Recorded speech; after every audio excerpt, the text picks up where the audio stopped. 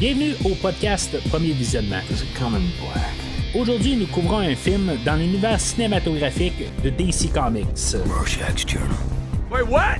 You're like a mile away from me right now. All I see is mouth moving. Le but de ce podcast est de s'amuser tout en discutant de tous les aspects du film. I guess there's a plan for all of us. Bien entendu, avant de commencer à écouter le podcast, je vous suggère fortement d'écouter le film car on va spoiler le film complètement. Hey, Martha!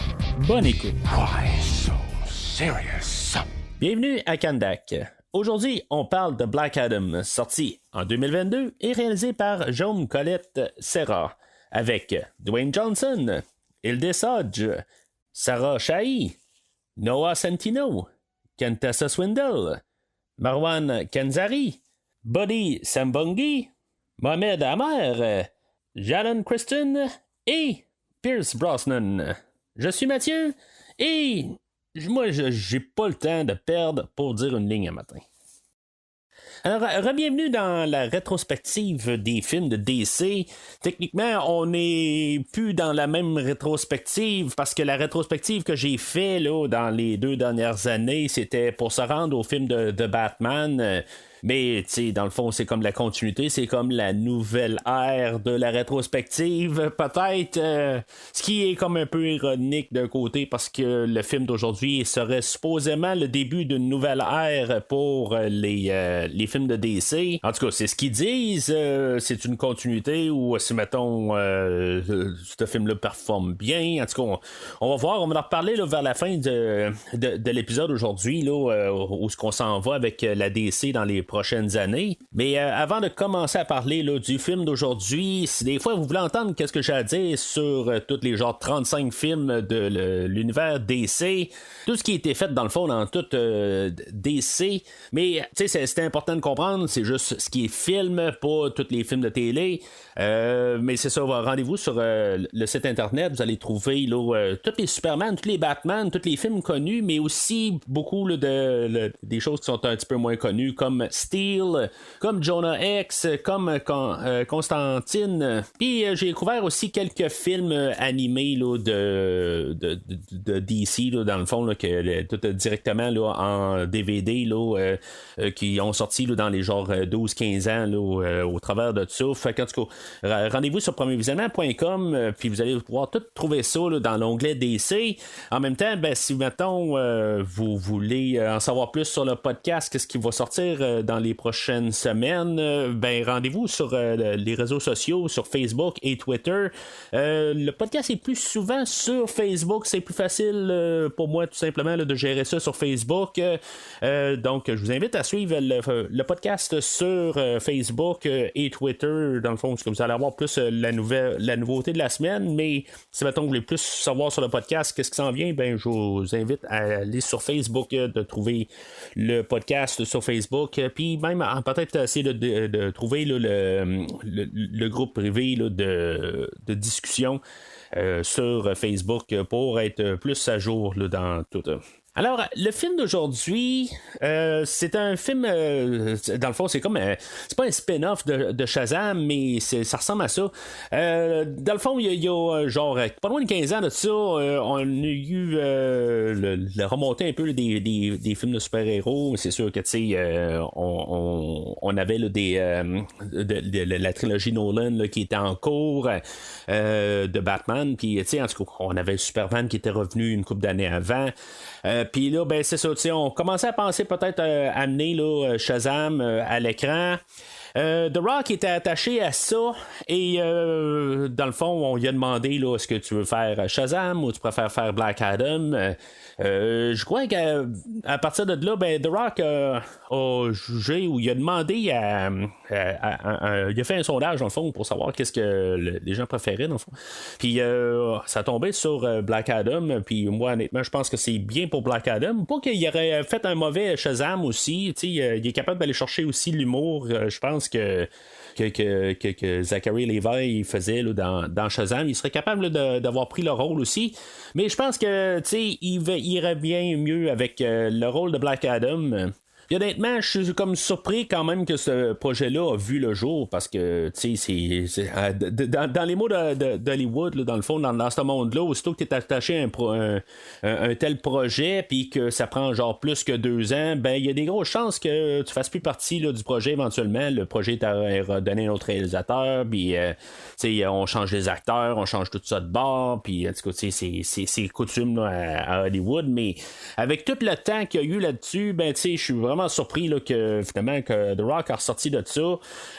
Mais c'est ça, moi en préparatif pour le film d'aujourd'hui, j'ai écouté un petit film là, d'une vingtaine de minutes là, de DC Showcase, là, c'est un animé là, qui met plus en vedette Superman et Shazam contre le personnage de Black Adam. Essayez d'avoir un petit peu une idée de c'est quoi le personnage. Honnêtement, ça donne pas grand chose.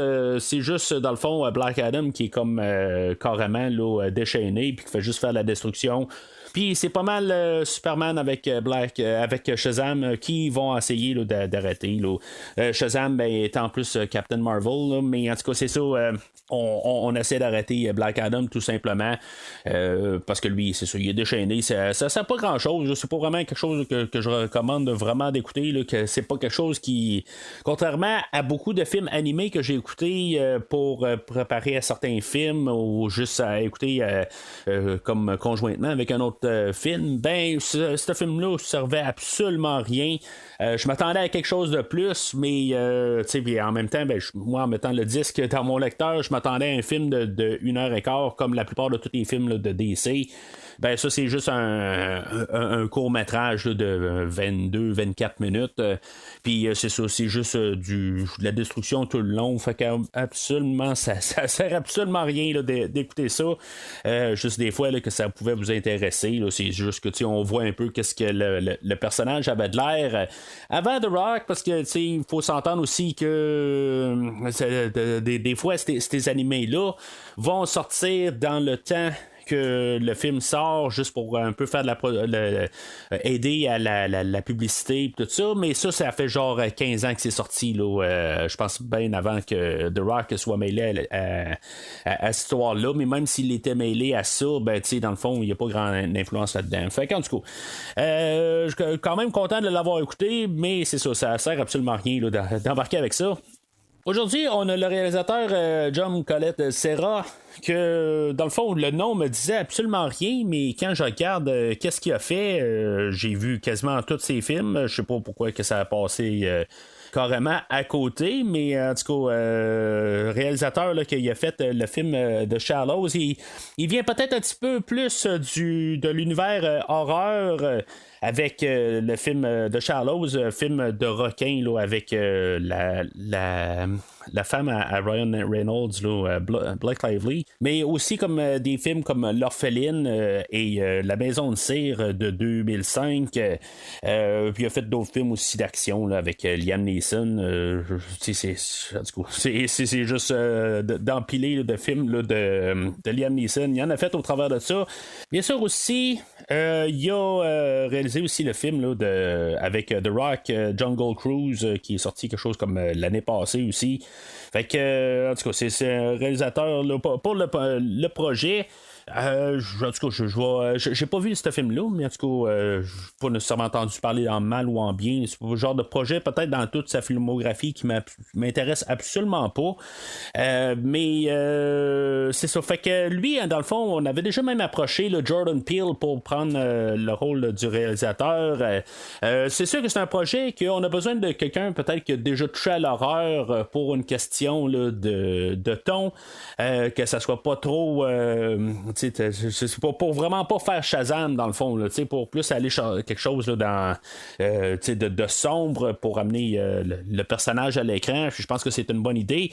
Jordan Peele, que j'ai déjà parlé au podcast avec un invité là, de Christophe Lassens dans le fond là, que c'était ma première fois qu'il était invité au podcast. On avait parlé là, du film Us de 2020, je pense, parce que je suis pas trop sûr là, de l'année, je me rappelle plus, mais c'est c'est ça, on a parlé de ce film-là, mais il a fait Get Out, il a fait Nope, qui vient de sortir il n'y a pas longtemps. Fait que, ça aurait pu être quand même un bon choix. Puis, même dans tous les films de DC, on avait eu le réalisateur là, de Décadence qui a fait le film de Aquaman. Dans le fond, c'est juste des fois, là, les réalisateurs de films d'horreur, ils viennent porter leur touche. Puis c'est bien correct là-dessus, mais M. Peele, bien sûr, c'est pas lui qui est là aujourd'hui, plus en ayant voulu laisser là, la place à quelqu'un qui pourrait être plus amateur de l'univers là, des super-héros. Fait que c'est dommage d'un côté, mais en même temps, je trouve la manière d'approcher l'idée de M. Peele, dans le fond, de juste au lieu de comme succomber, de tomber là, dans le gros dans les grosses pointures, si on veut, avec les gros budgets, que dans le fond, il continue à faire qu'est-ce qu'il aime, c'est l'horreur, tout ça. En tout cas, je trouve ça quand même humble de sa part. Mais c'est ça, fait que les premiers scénarios là, du film de Shazam, on devait avoir les deux personnages qui sont comme créés, on a leur origine là, dans le scénario. Puis selon The Rock, ça faisait pas tout à fait de son affaire, puis il a apporté l'idée de séparer là, les deux personnages qui aient chacun leur film. Il faut s'entendre que c'est The Rock qu'on a, que souvent il va réussir à relever une franchise, que ça soit The Fast and the Furious, que ça soit je veux pas dire G.I. Joe, mais que dans le fond, des fois il se pointe dans certaines franchises, puis dans le fond il va sauver un peu la franchise. C'est une grosse partie là, de marketing là, pour n'importe quelle franchise ou pour n'importe quel film. Fait que le fait là, faut s'entendre, la plupart là, des films de super-héros, normalement on va se concentrer sur le héros, puis sur 2 tiers sur le héros, puis le dernier tiers sur le vilain. Fait que The Rock, je pense pas que dans son optique, il veut avoir moins d'espace que le héros, que dans le fond, il voudrait plus ça 50-50, mais dans le fond, dans la structure de la plupart, des fois, c'est pas exactement pareil avec un film de DC, mais comment que des fois, vraiment le vilain, le super vilain, prendre l'espace, on peut prendre par exemple la plupart des films de Batman, on donne quand même beaucoup là, de temps d'écran aux vilains, mais c'est ça, c'est pas toujours le cas. Quand en plus on a The Rock qui a probablement le pouvoir là, pour faire balancer là, l'idée là, de dire on va faire 2 films, puis après ça on verra ce qui va se passer. Puis éventuellement, on aura les deux personnages là, qui se joindront ensemble. Moi, en regardant ça de même, puis même avec la manière que le film va finir, je m'attends pas à ce que ça soit le prochain film. Je m'attends, même j'ai vu les previews là, pour le prochain film de Shazam. C'est rare que je regarde les previews, mais j'ai quand même regardé l'écran pour cette fois-là, parce que je rentrais carrément clair là, avec aucune pas grand chose. Dans le fond, j'ai vu quelques teaser pour le film de Black Adam, mais c'est tout. Puis c'est ça, normalement je regarde pas les choses parce que je sais que je vais écouter le film, fait que je sais pas de me spoiler en écoutant les bandes annonces pour rien. Alors je sais que pour l'instant Black Adam a pas l'air à apparaître dans le deuxième film de Shazam, mais c'est ça, fait que j'imagine que ça va être peut-être la grosse confrontation dans le troisième film, qui aurait plus de sens en bout de ligne là. Dans le fond on construit les deux personnages, même si on est pour avoir un Black Adam 2, je pense pas que ça va être un film là, qui va mettre en vedette Shazam. Je pense qu'on va comme faire un genre de Batman versus Superman là, mais avec Shazam et Black Adam. Je pense que ça va être plus la manière qu'on va essayer d'y aller. Mais ça, on va voir là, comment que le film va se comporter au box-office. Les critiques sont quand même en général assez bonnes là, pour le film d'aujourd'hui. Mais c'est ça, c'est savoir aussi comment que ça va se soutenir, puis aussi comment qu'on va avoir l'intérêt pour avoir un deuxième film de Black Adam.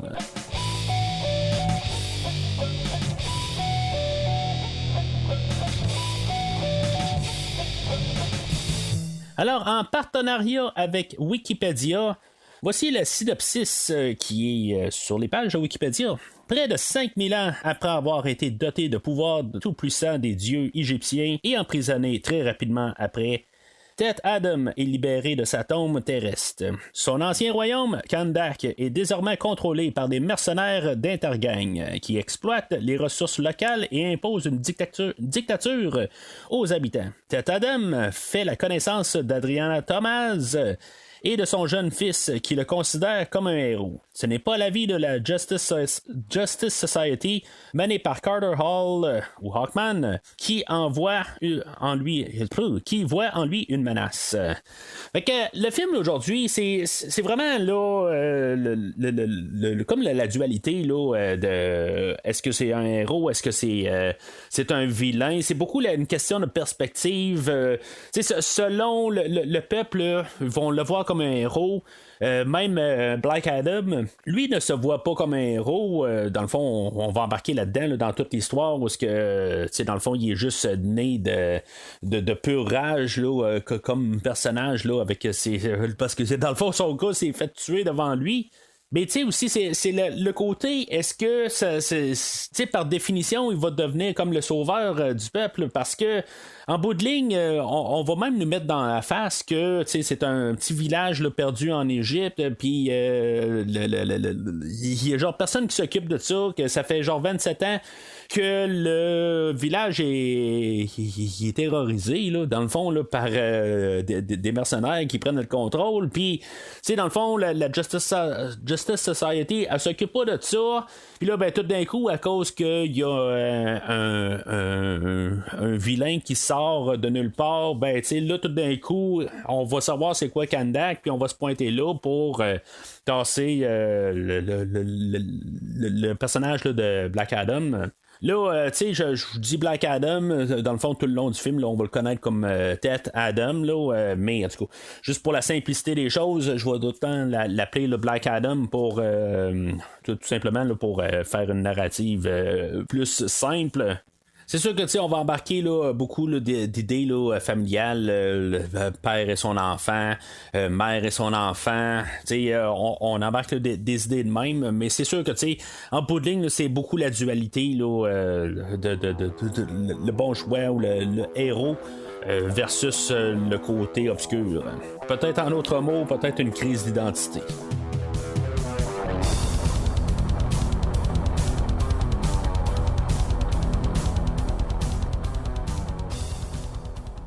Alors, moi, mon point de vue là, dans le film, moi, j'ai écouté le film 2 fois, là, comme la plupart des fois, avant l'enregistrement. Puis le personnage de Black Adam, je m'y connais vraiment pas sur ce personnage-là. J'arrive à peu près de nulle part, c'est pour ça que j'ai écouté le petit vidéo en espérant un peu connaître sur le personnage. C'est sûr que je comprenais depuis plusieurs années que c'était comme l'antipode de Shazam ou Captain Marvel, si on préfère. Mais d'après ce que je pouvais comprendre, c'est que ce personnage-là, au travers du temps, était devenu un peu un anti-héros plus qu'un vilain. Il se tenait plus en territoire neutre. En tout cas, c'est ce que je pouvais en déduire, mais c'était-tu à cause aussi qu'on pensait faire une nouvelle adaptation cinématographique, tout ça. Des fois aussi, ça l'influence. Des fois, tout l'univers DC, ils sont quand même conscients de ce qui se passe aussi au box-office, puis dans le fond que c'est une grosse publicité pour le comic, fait que des fois ils s'en vont dans une telle direction, sachant que The Rock va faire le personnage, on s'attend pas à ce que le personnage là, de Black Adam devienne ce que le genre de Superman devient là, dans le film de Brightburn que j'ai déjà parlé au podcast, si mettons vous vous rappelez là, c'est un film qui est comme Superman si mettons il était devenu méchant, puis ça devient un film d'horreur carrément, que on s'attend pas à ce que Black Adam devienne vraiment comme ça. Il devient pas mal comme ça, mais la manière que c'est filmé, c'est un peu différent, puis les intentions sont pas pareilles comme le personnage là, qu'on a là, dans Brightburn, mais en tout cas, il y a des similitudes pareilles, mais c'est ça, c'est vraiment une question d'intention qui est pas du tout pareille. Fait que, on ouvre l'histoire il y a 5000 ans en Égypte, dans le fond, au village de Kandak, que on a le roi Acton, que lui, dans le fond, il veut avoir une couronne là, fait là, de Eternium. Puis, dans le fond, il va tout s'arranger, là, tout, son peuple là, va devenir comme ses esclaves pour pouvoir trouver là, ce matériau-là. Puis ils vont tout chercher, là, puis en tout cas, ils vont tout faire des excavations partout, puis pour trouver là, ce matériau-là. Éventuellement, ben, c'est ça, tu sais, de fil en aiguille, il y en a un qui trouve un morceau d'Eternium, puis que finalement, ben, il va apporter ça. Il va se faire remercier en se faisant tuer, mais on a un petit garçon à côté, Hérut, que lui, il comprend assez rapidement qu'en bout de ligne, il travaille pour un tyran. Fait que, tu sais, il va comme un peu essayer là, de se révolter là-dessus, puis essayer là, de lever là, un peu le peuple contre le roi. Puis finalement, ben, éventuellement, ben, il va être exécuté pour ça. Mais on va savoir un peu, comme tout un peu nébuleusement. Puis il va être comme guidé, mais en bout de ligne, ben, c'est ça. Toute cette scène-là va revenir 3 fois, puis on va savoir à chaque fois un petit peu plus là, de qu'est-ce qui se passe là, dans l'histoire. Mais moi, en partant le film, sachant qu'il y a The Rock dedans, puis qu'est-ce que le film va être, je me suis dit, est-ce qu'on est en train de refaire le film du Roi Scorpion ou le film là, de La Momie 2 qui était comme le premier film à The Rock là, si on retourne là, un peu plus de 20 ans, où ce qu'il y avait apparu comme un personnage là, dans le 2e film de La Momie là, avec Brendan Fraser, et qu'on avait fait un spin-off, Le Roi Scorpion. Que, dans le fond, dans le film de La Momie, c'était comme le grand méchant de l'histoire, dans le fond. Mais le Roi Scorpion, il était comme le héros de l'histoire. Je me suis dit, est-ce que ça va être comme un peu la même histoire? Ça ressemble un peu à ça d'un côté. En bout de ligne, c'est comme le héros, mais en bout de ligne, qui va devenir un peu le vilain. En tout cas, c'est ce que je pensais plus que ça allait faire. C'est pas exactement le même chemin qu'on va. Mais on s'entend pour The Rock que lui, le choix de carrière, il faut faire attention un peu pour pas faire toute la même affaire dans la carrière.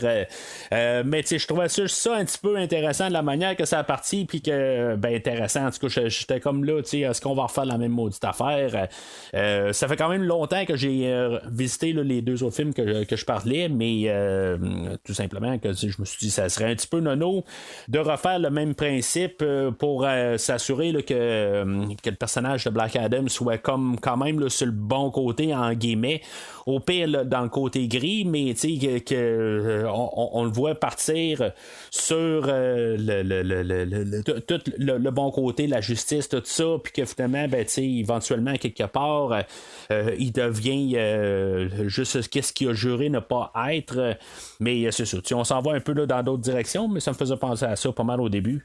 Fait que c'est ça, Hérut en bout de ligne là, en essayant là, de soulever le peuple contre Acton, le roi, ben il va se faire exécuter, mais c'est ça, juste avant son exécution, il va être téléporté à la chambre des sorciers, où est-ce que finalement ils vont le rebaptiser là, le Shazam là, dans le fond, puis il va revenir pour dans le fond tout venger dans le fond, puis juste régler là, dans le fond là, de détruire Acton et son royaume pour finalement peut-être donner un peu là, de paix là, pour les 5 prochaines 1000 ans à Kandak.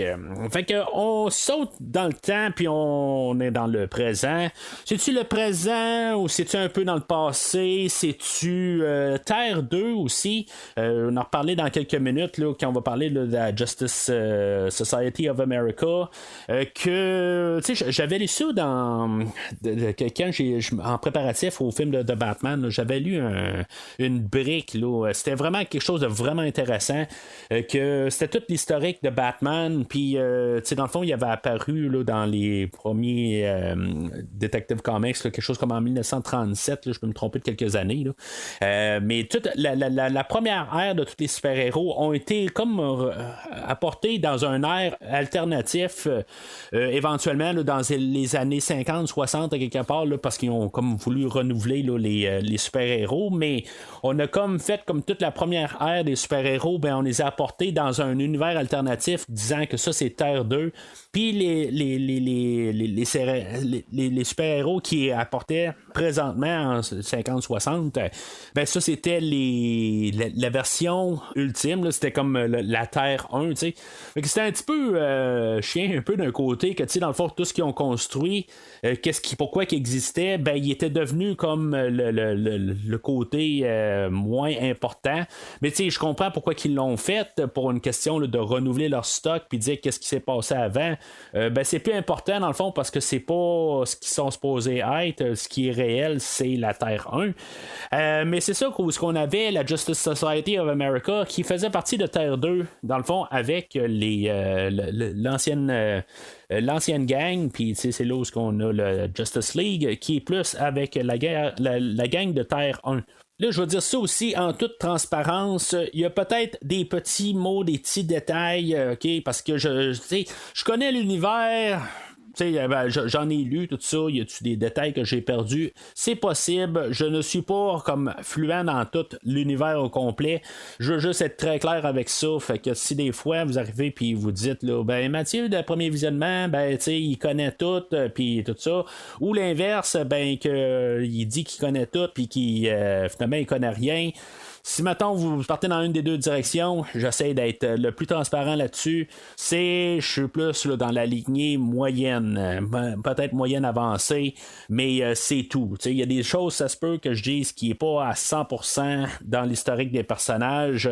J'essaie pas de me faire croire comme si maintenant je connais tout ultimement puis que c'est l'absolue vérité. Là. Je veux juste être clair là-dessus. Mais c'est ça, là, on est comme au présent, mais il y a des vaisseaux, on voit comme les mercenaires qui se promènent en vaisseau, genre quelque chose qui n'existe pas.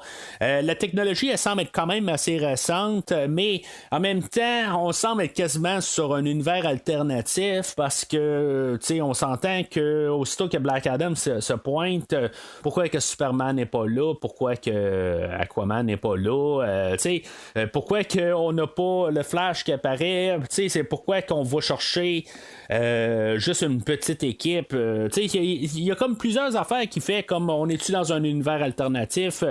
Quand on va voir Amanda Waller qui relie peut-être tout l'univers DC, on va comprendre qu'on est pas mal dans le même univers. Je sais que DC, eux autres, ils veulent s'arranger pour faire que toutes les histoires sont à part. Puis c'est ce qu'il faut regarder aussi. C'est qu'il faut pas arriver puis dire à chaque fois qu'on a un gros super vilain qui apparaît, que Superman faut qu'il apparaisse, parce que sinon, ben, on n'aura jamais aucune histoire. C'est pareil pour Marvel, puis c'est pareil pour pas mal tous les super-héros.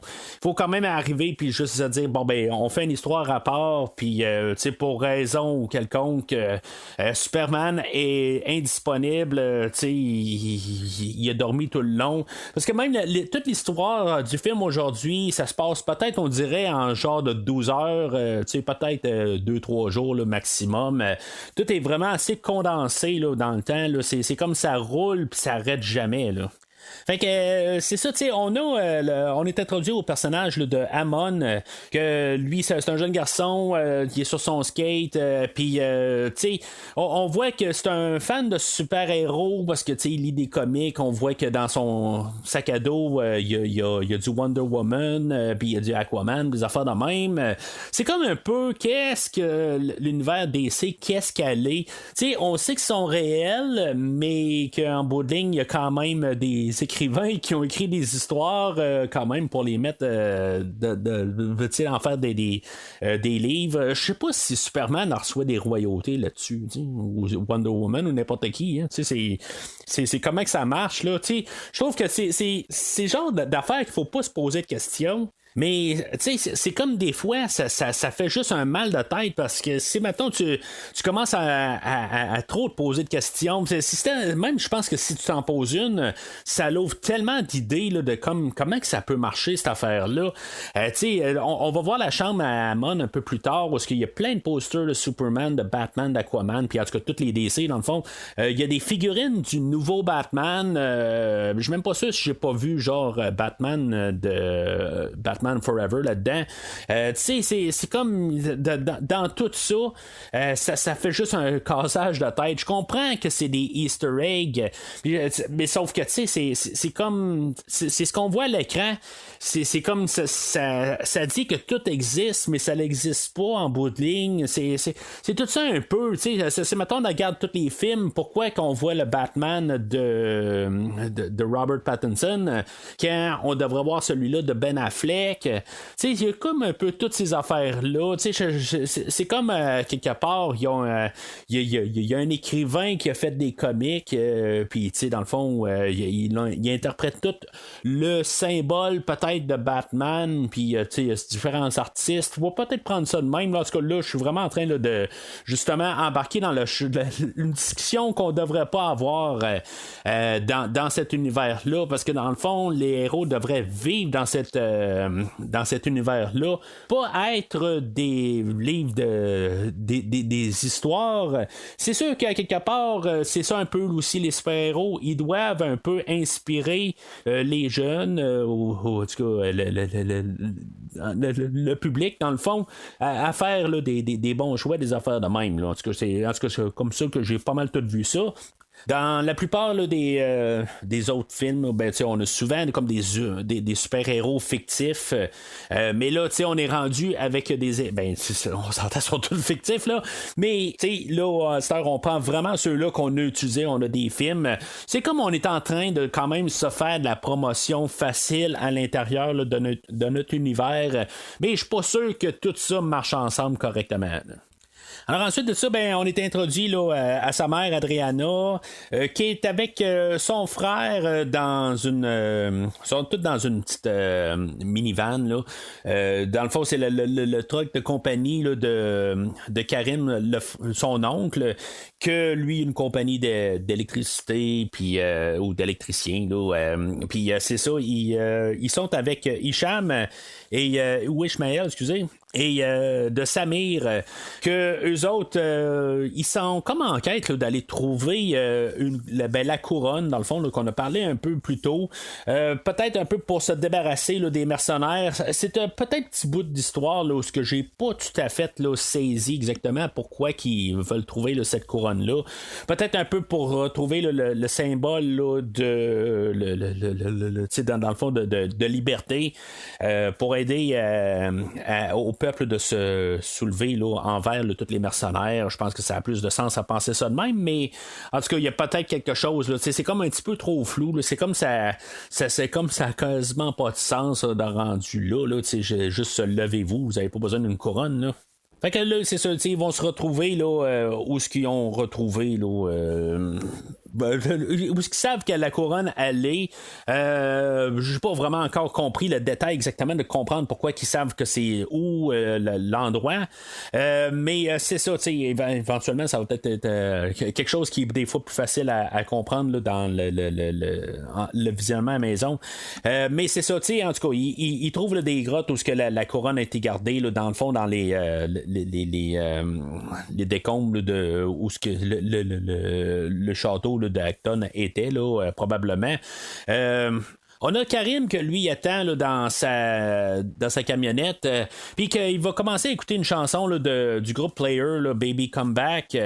Tu sais, ces moments-là, là, je commence à vraiment être fatigué de voir ça dans les films. C'est comme on est supposé de trouver ça drôle, mais tu sais, ça a tombé là, il y a peut-être 2 mois de ça. C'est la première fois que j'écoutais le film Jerry Maguire avec Tom Cruise. Puis il y a un genre de scène pareil là, dans ce film-là, où ce qu'il va chanter Free Fallin' là, par Tom Petty. Tu sais, c'est comme ça fait genre 25 ans de ce film-là, là, sinon plus. C'est comme cette idée-là, oui, c'est drôle, mais c'est comme. C'est parce qu'on a vu ça là, genre 100 000 fois, puis comme depuis là, 5-6 ans, je trouve que ça revient souvent. C'est plus drôle maintenant. C'est, je sais pas, on essaie d'ajouter là, ces genres de blagues-là, mais c'est ça, c'est comme c'est 18, il n'y a plus de fun à voir ça. Là, on en ressort une toune, puis là, c'est comme on arrive puis dire bon, ben, rappelez-vous là, de Baby Come Back, The Player, puis c'est correct, on se rappelle de ça, puis je comprends qu'il y en a qui vont arriver et vont dire hey, moi j'ai tellement trippé sur cette chanson-là quand j'étais enfant, ou je veux dire, j'étais en adolescence, des affaires de même. Je peux comprendre ça, mais c'est comme on essaie d'aller chercher là, ces émotions-là qui sont ailleurs, que c'est pas dans le film. Je veux dire, il faudrait mettre il faut se concentrer sur le film. C'est ça que j'ai toujours jamais aimé là, de ces genres de scènes-là. Que ce soit là, la trame sonore, puis j'en reviens, là, j'en ai déjà parlé au podcast, là, je sais pas, je pense que c'est quand j'ai parlé avec Christophe, là, on avait parlé là, de King Kong, le Skull Island, dans le fond, où on avait une trame sonore, où on n'arrêtait pas de mettre des vieux hits, qui dans le fond, l'idée est pas mal revenue là, de plein fouet, là, quand on a eu le film là, de Guardians of the Galaxy avec sa trame sonore là, rétro, tout ça. Ok, ça peut aller pour un film, mais après un bout, c'est comme tous les films étaient devenus là, des trames sonores rétro, puis là, ok, on en remet des vieux hits, tout ça. Ok, là, on a un peu on a atténué ça là, depuis quelques années, là, puis tant mieux, là, je veux dire, c'est quelque chose qui me débarque tout le temps. Quand on essaie d'aller chercher des vieux hits juste pour nous en rembarquer dans la tête, mais on le fait encore aujourd'hui. Prenons juste par exemple là, le film là, du dernier Thor où on avait mis une trame sonore là, de Guns N' Roses, mais c'est ça, quelque part je trouve que c'est juste c'est cheap comme idée, pour essayer là, de garder ton monde là, je trouve que c'est juste cheap là. Mais c'est ça, là, ça me faisait vraiment penser à Jerry Maguire, parce que là, le gars, il est en train là, de chanter à son volant, puis ça sonne tout croche, là, il est vraiment pas là, dans le tempo de la chanson. C'est ça, t'sais. Fait que là, il est dérangé là, dans son chant, là, parce que le personnage de Samir, il va tomber là, directement en face là, de sa camionnette. Il a été tiré par les mercenaires qui les ont comme suivis là, dans les montagnes, puis dans le fond, en tout cas, c'est ce qu'on suppose. On va découvrir là, plus tard là, que dans le fond, c'est Ishmael qui les a trahis, puis qu'en bout de ligne, Ishmael, ben, il est comme le chef de tous les mercenaires, parce que lui, il est à la recherche de la couronne. Pourquoi qu'il n'est pas allé tout simplement, dans le fond, là, juste kidnapper là, carrément là, Adriana, puis juste menacer son garçon carrément pour trouver là, la couronne rendue là. Pourquoi qu'il doit faire une genre d'infiltration avec eux autres puis tout ça. Ça, c'est quelque chose là, qu'on a peut-être besoin d'un prequel pour ça, mais que je n'écouterai jamais. Mais tu sais, c'est assez clair. Tu sais, ce film-là, il faut jouer vraiment là, tous les clichés possibles d'une histoire de super-héros, tout simplement. Il va faire toute l'écriture 101 d'un film, puis de tout placer ses jetons complets. Là, j'ai de l'air à dire que c'est quelque chose là, que je vais prendre contre le film. C'est pas nécessairement le cas. Je pense qu'il va faire toutes ces étapes un à un. Puis, tu sais, c'est juste que c'est toujours la manière. Là, est-ce que ça devient intéressant? Est-ce que on perd l'intérêt? C'est ça, je pense qu'il faut assez comprendre assez rapidement. C'est pas, tu sais, juste en voyant la manière que Ishmael agit avec Adriana dans ben, tu sais, ils disent que c'est le tombeau. Finalement, on va découvrir que c'est pas vraiment un tombeau. Là, c'est comme la salle là, des sorciers là, de Shazam là, en tout cas, qui ont comme conservé là, que dans le fond ils ont planté Black Adam, mais c'est ça, en tout cas, fait que la manière qu'Ishmael arrive de dos pas de dos mais dans le dos à Adriana, ben tu sais, aussitôt que j'ai vu cette scène là, je me suis dit Ishmael, c'est sûr et certain que c'est pas un bon gars, à quelque part, c'est trop louche son affaire. C'est la première écoute, je me suis dit, tu sais, lui, ce gars-là, il est méchant quelque part, puis c'est peut-être même le grand méchant. C'est trop louche. Puis, tu sais, même quand on la garde par Adriana après, c'est louche. On nous le pointe tout de suite. On va avoir la révélation peut-être une dizaine de minutes plus tard que finalement, c'était lui la tête là, de tous les mercenaires. Mais, tu sais, on nous l'a dit visuellement, là, c'était juste trop clair. Ce film-là est pas très, très subtil. C'est comme tout est très... on peut voir tout arriver à l'avance. C'est juste ça qu'il va être quand même dommage, mais c'est toujours un peu comment qu'on peut s'amuser à chaque scène pareil. Fait que... Puis, tu sais, ce film-là va pas niaiser. C'est dans le fond, les mercenaires vont rentrer là, dans la salle qui sont dedans. Puis, tu sais, je trouve toujours ça drôle pareil. Tu sais, il y a comme un trou dans le plafond pour voir l'extérieur. On cherche des fois l'entrée à un endroit, mais tu sais, on trouve tout le temps une sortie extérieure par le toit. C'est comme des fois, on a juste à se promener sur des montagnes, puis regarder dans les trous, juste une flashlight, puis on va voir tout le temps là, la salle de trône à quelque part. Tu sais, on va trouver toujours le gros trésor, mais tu sais, il y a toujours une sortie en haut. Fait que tu sais, dans un monde de film, on a juste à se promener en hélicoptère, aller sur toutes les montagnes, puis juste essayer là, de trouver un trou, puis on va regarder dans le trou, puis on va tomber dans une salle avec un gros trésor dedans. Mais on dirait que c'est ça dans des films. En tout cas, ça me fait toujours rire. Adriana, elle, c'est ça, elle a réussi à trouver la couronne. Si on niaise pas ben là, c'est comme assez, là, on fonce dans le tas, on trouve la couronne, puis on essaie de mettre le plus rapidement là, Black Adam à l'écran. On niaise pas, je pense que on va amener notre vedette, on va amener The Rock, probablement que The Rock qui est embarqué dans le fond là, pour la production du film, là, ça paraît dans le fond qui s'occupe du film, fait que ils veulent l'apporter à l'écran le plus rapidement possible. On veut pas niaiser sur tout ça. Puis là, c'est ça, tu sais, dans le fond, on a gardé son frère en otage, puis on la menace, tu sais, de nous la couronne, ou on tue ton frère. Dans le fond, un peu une scène là, qui va être... on va avoir un genre là, de scène pas mal similaire un peu plus tard là, dans le film. Mais c'est ça, tu sais, dans le fond, elle se penche. Puis, tu sais, elle avait lu tous les écriteaux à terre, dans le fond, là, pour ramener Black Adam. Puis, tu sais, dans le fond, la première fois qu'elle l'a lu, ça, elle avait pas dit Shazam, mais tu sais, en le lisant, il n'y avait pas eu comme ça commençait à s'éclairer là, la deuxième fois, mais la première fois, ça s'est pas éclairé, en tout cas. Fait que là, elle lit ça, puis tout d'un coup, sans vraiment le vouloir, mais en le voulant en même temps, on va avoir, elle va ramener là, Black Adam là, de son emprisonnement. Fait qu'on va voir l'introduction de Black Adam. Mon fils a sacrifié sa vie pour me sauver. Mes pouvoirs ne sont pas un don, mais une malédiction. Ils sont nés de ma rage. Il est joué par The Rock, Dwayne The Rock Johnson ou Dwayne Johnson, en tout cas, peu importe comment que vous préférez qu'on le nomme. Tu sais, ce gars-là, il pue le charisme, on s'entend. Tu sais, je veux dire, tout ce qui apparaît dedans, c'est comme c'est mis à la lumière du jour. Le monde aime The Rock. Moi, j'aime bien The Rock. C'est sûr que, tu sais, je vais pas courir au cinéma pour aller voir The Rock personnellement. Tu sais, je l'aime bien. J'étais fan de lui quand il était dans la lutte, pas exactement tout le temps, parce que j'étais plus un fan de Stone Cold dans le temps, mais tu sais, quand même, j'ai quand même vu son cheminement quand il est arrivé au cinéma, je suis allé le voir aussi. Tu sais, c'est comme le gars, il pue le charisme, là, tu sais, je veux dire, je pense que c'est indéniable. Tu sais, on pourrait dire n'importe quoi, mais c'est comme ce gars-là, il dégage quelque chose. T'sais, est-ce que le Rock est overrated? Je pense pas, honnêtement. Si mettons, on est pour même élaborer un petit peu sur lui.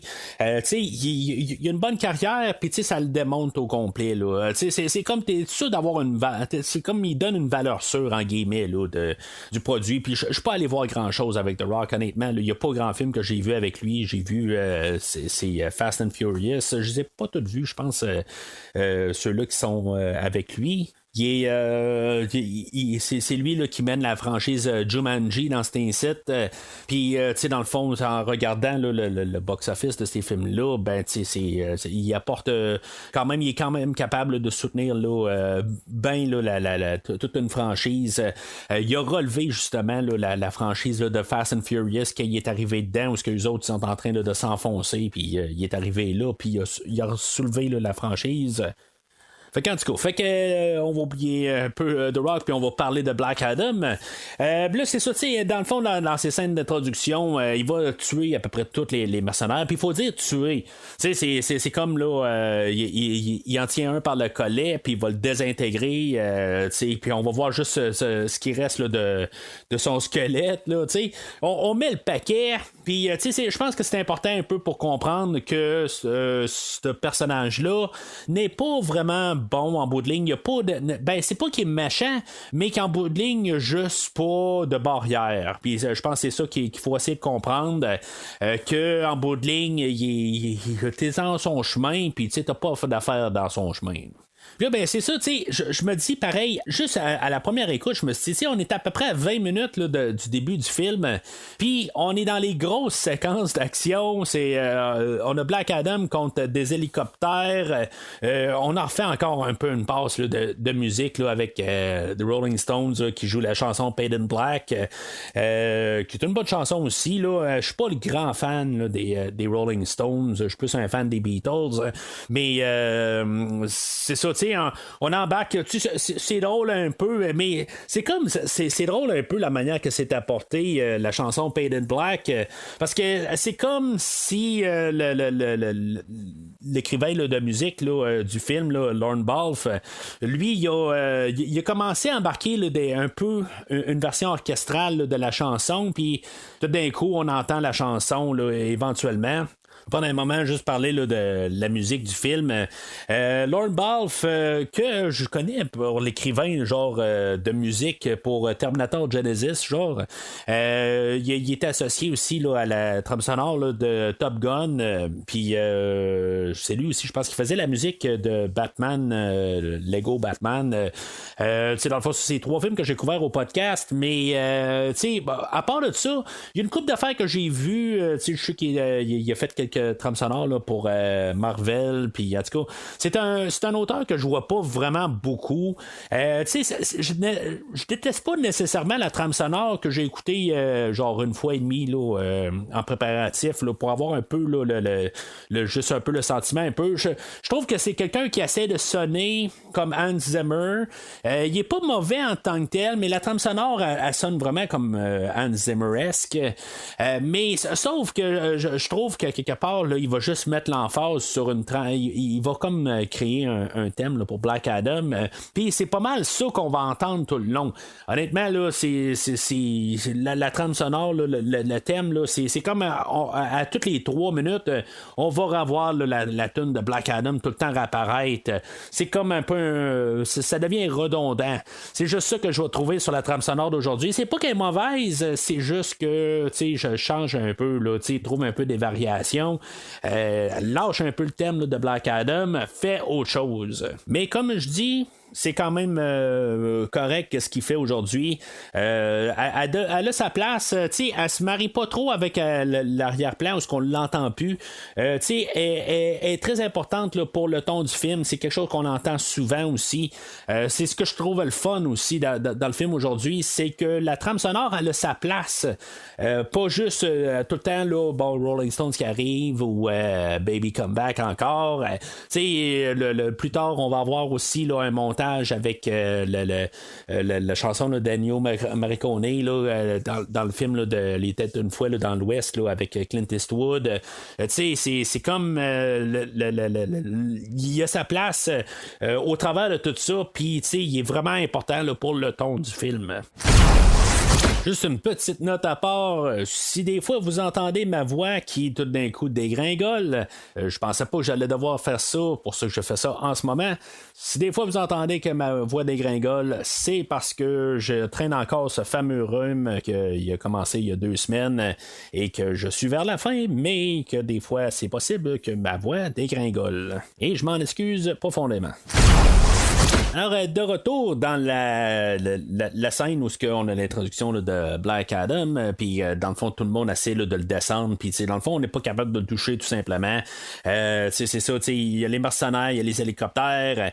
Éventuellement, ben, il a ramassé tout le monde, puis il tombe face à face à Karim et à Adriana là, qui essaie de sauver là, avec la couronne là, dans la camionnette à Karim, et ils vont tomber face à face à Black Adam, et Black Adam ben va se faire tirer dans le dos par un mercenaire qui restait, lui dans le fond qu'il y a il y a un missile qui est marqué Eternium dedans, c'est juste marqué dessus.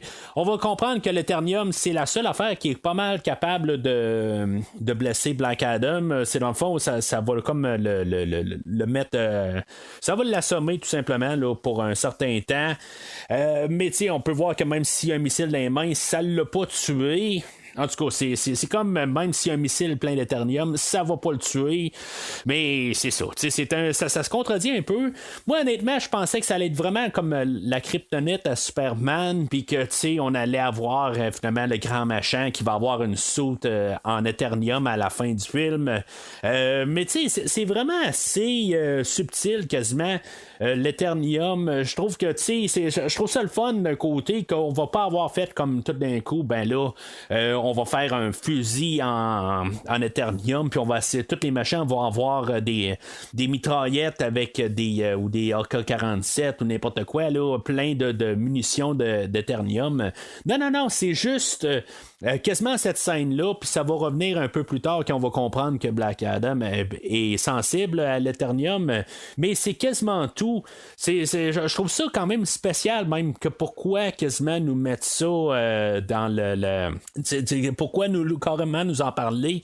On a l'Homme d'acier qui était comme le premier film là, de l'univers étendu là, de DC, qu'on n'avait pas mis de kryptonite justement dans le film pour justement essayer là, de s'éloigner de ça, qui est quand même une grosse partie là, des 5 premiers films là, de Superman dans toute la lignée avec Christopher Reeve, Brandon Routh, mais c'est ça, on a essayé là, de s'éloigner de ça, puis je pense que aujourd'hui je trouve que ça aurait été cliché pour un film qui a beaucoup là, de côté scénario qui sont toujours en train là, qui est quand même évident là, où ce qui s'en va. Il y a comme l'origine, après ça on a le conflit avec les autres héros, puis après ça on a le team-up à la fin, on a le temps où on a Black Adam qui est hors de nuire, puis après ça le retour de Black Adam qui va s'accepter, puis je veux dire, c'est comme toute l'histoire conventionnelle de n'importe quel film quasiment là, ou de film de super-héros ou de team-up ou de n'importe quoi. Ça qui vont pas aller sur le côté là, de l'Eternium là, contre Black Adam, je trouve que c'est quasiment surprenant. Fait que éventuellement, on a, avec tout ce grand, là, on peut dire quasiment massacre, c'est là qu'on a l'introduction là, de la Justice League ou Justice Society of America, que eux autres, c'est ça, tout d'un coup, il y a un point rouge qui allume sur Kandak. C'est quoi Kandak? OK, c'est un village. OK. On va envoyer la Justice Society of America, qui est fait de Hawkman, que lui, dans le fond, c'est comme la tête du groupe, que lui va recevoir un message là, de Amanda Waller, comme j'ai parlé tantôt, c'est comme ça unit l'univers. Je trouve ça le fun pareil qu'on n'a pas décidé là, de partir avec d'autres acteurs, puis c'est dans le fond qu'on se demande si on est toujours dans le même univers, mais Amanda Waller, on l'a vu, je pense c'est dans Suicide Squad la première fois, le premier Suicide Squad, puis on l'a revu un peu partout, là, on l'a revu dans le deuxième Suicide Squad, je me rappelle bien. On l'a revu, je pense qu'on l'a vu dans le film d'Harley Quinn. Faudra peut-être que je réécoute ce film-là éventuellement, puis essayer de savoir comment que tout ça gèle ensemble. Mais si je parle un peu de ces films-là, c'est parce que j'ai comme un peu l'impression qu'on est en train de tranquillement faire un peu un film de Suicide Squad sans être un film de Suicide Squad. Là, c'est des bons personnages, c'est pas des criminels là, qu'on embauche. On va voir des personnages qu'on connaît pas, puis choses aussi qu'il y avait beaucoup là, dans The Suicide Squad ou même dans l'autre, les deux versions, des personnages qui sont vraiment là, quasiment inconnus là, dans l'univers DC, que il faut vraiment chercher un peu partout pour trouver ces personnages-là. Puis là, on a cherché un peu les bas-fonds, je pense, pour trouver le personnage là, de Cyclone qui est interprété là, par Quintessa Swindell. Puis pareil pour le personnage là, de Atom qui est interprété là, par Noah Centineo. Ces deux personnages-là, Atom, je vais le connaître parce que je l'ai vu là, dans le jeu de Injustice 2, c'est pour ça que je le connais. Cyclone, ça me dit absolument rien. Mais honnêtement, ils sont pas vraiment des personnages importants. C'est vraiment les plus importants là, aujourd'hui. C'est le personnage de Hawkman et le personnage de Dr. Fate qui est interprété là, par nul autre que Pierce Brosnan. Toujours content là, de voir Pierce Brosnan, un de mes James Bond préférés, / en parenthèse James Bond préféré étant les 6 personnages tout court, ou 6 acteurs, mais c'est ça. Tout simplement que je suis toujours bien content là, de voir Pierce Brosnan. Pierce Brosnan, un peu comme The Rock, c'est toujours Pierce Brosnan, c'est pas le rôle qu'il fait. C'est ça qui est dommage un petit peu, j'ai toujours l'impression que c'est le même rôle, pareil qu'il y a, c'est Pierce Brosnan tout simplement qui est là. Aujourd'hui, ben tu sais, il va se démarquer peut-être parce que c'est Pierce Brosnan. Peut-être parce que c'est Dr. Fate aussi, qu'il n'a jamais été apporté à l'écran, mais que c'est comme tous ces personnages-là, c'est leur première apparition à l'écran. Tout le monde au complet, le Black Adam, Dr. Fate, Hawkman, Cyclone et Atom, c'est leur première fois qu'ils apparaissent à l'écran. Il y en a une couple là-dedans, je pense que c'est leur dernière fois. D'après moi, Cyclone, je pense pas qu'on va faire quelque chose avec ce personnage-là dans un Black Adam 2 ou n'importe quoi. C'est juste qu'on a eu un petit moment de gloire aujourd'hui. Atom, je sais pas, peut-être pas. Peut-être même que Dr. Fate, ça va être pas mal aussi la dernière fois. Ce qui est plate un peu de ces personnages-là qui sont comme un peu vraiment là, plus que secondaires, là, sont quasiment en background. Je vais inclure même Dr. Fate là-dedans parce que tu sais, on essaie de donner un peu plus parce que peut-être qu'on a Pierce Brosnan puis que comme certains, je dirais pas la majorité là, mais tu sais comme moi je suis content juste parce que c'est Pierce Brosnan tout court, puis de revoir Pierce Brosnan, tu sais je cours pas tout le temps pour voir les films avec Pierce Brosnan, mais tu sais quand il tombe sur mon chemin je suis bien content. Mais je trouve que ce qui est plate là-dedans, c'est que Marvel a été un petit peu rapide là-dessus pour apporter ces genres de personnages-là. Dr. Fate, Dr. Strange, pas mal un peu les mêmes similaires là, de pouvoir. Pas exactement pareil, on s'entend, mais c'est similaire. Pas juste parce qu'il s'appelle Doctor, c'est juste parce que les pouvoirs, il peut faire un peu là, d'hallucination. Il peut jouer un peu là, avec la tête là, des autres. Là, juste le visuel. Ça ressemble beaucoup à Doctor Strange, puis c'est Doctor Strange, ça fait genre 6 ans là, du premier film, fait que il l'a devancé de pas mal plusieurs années. Pareil pour Atom, qu'il est pas mal un peu dans le même genre là, que Ant-Man.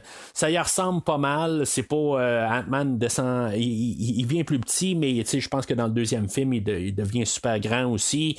Atom, je suis pas sûr si mettons dans ses pouvoirs, il peut pas venir petit aussi, parce qu'il me semble que dans le jeu d'Injustice 2, ben on peut le faire venir plus petit là, pour se battre.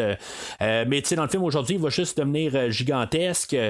Mais c'est ça, Marvel encore les a battus avec ce principe de personnage-là que par plusieurs années aussi, là, ça fait 7-8 ans là, qu'on a vu Ant-Man. Et Cyclone, ben en bout de ligne, ce personnage-là, je sais même pas qu'est-ce qu'il fout là-dedans, à part le faire un peu là, de couleur à l'écran, un tourbillon de couleurs, puis c'est tout, là. Il va brasser du monde, mais ok, bon. Marvel les a pas encore battus d'avance sur ce genre de personnage-là. Fait que, en tout cas, ça reste à voir si, mettons, on a un intérêt envers Cyclone. Je suis pas en train, là, dans le le fond, là, de juste de dire que ces personnages-là sont pas bons, que j'ai pas d'intérêt. Je trouve qu'honnêtement, j'aime beaucoup la dynamique entre les deux personnages de Cyclone et Atom.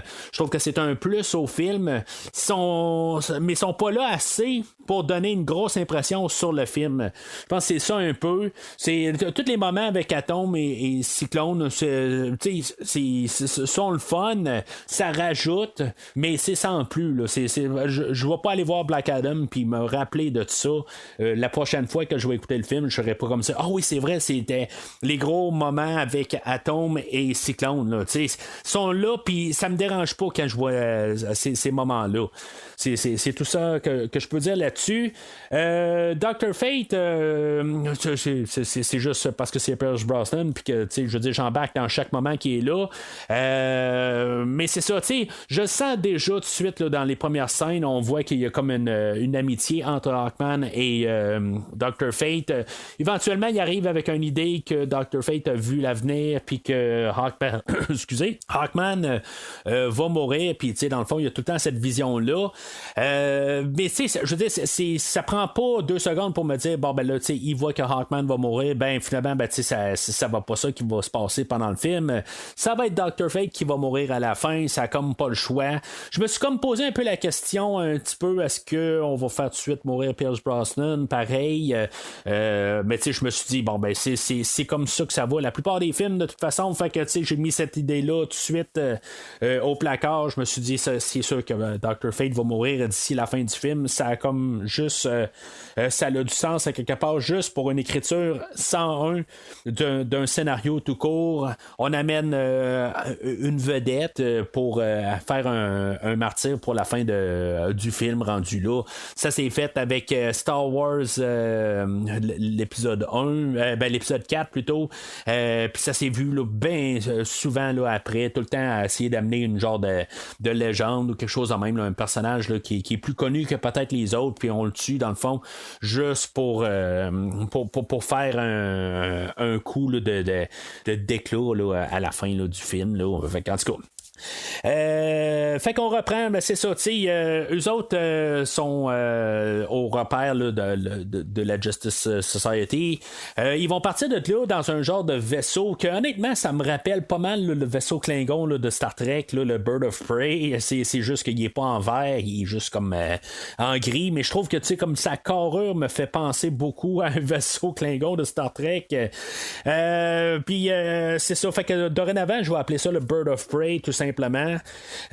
Puis c'est ça, fait qu'ils vont se ramasser là, aller trouver le Black Adam. Black Adam, pendant ce temps-là, ben c'est ça, lui, il est inconscient, là, il va se réveiller là, dans la chambre là, de Amon, que, j'avais lu, c'était comme un peu dur là, d'éviter ça là, dans la dernière semaine, qu'on parlait là, de Henry Cavill, que peut-être qu'il revenait, ou que, en tout cas, qu'il y avait un buzz alentour de Black Adam avec Henry Cavill.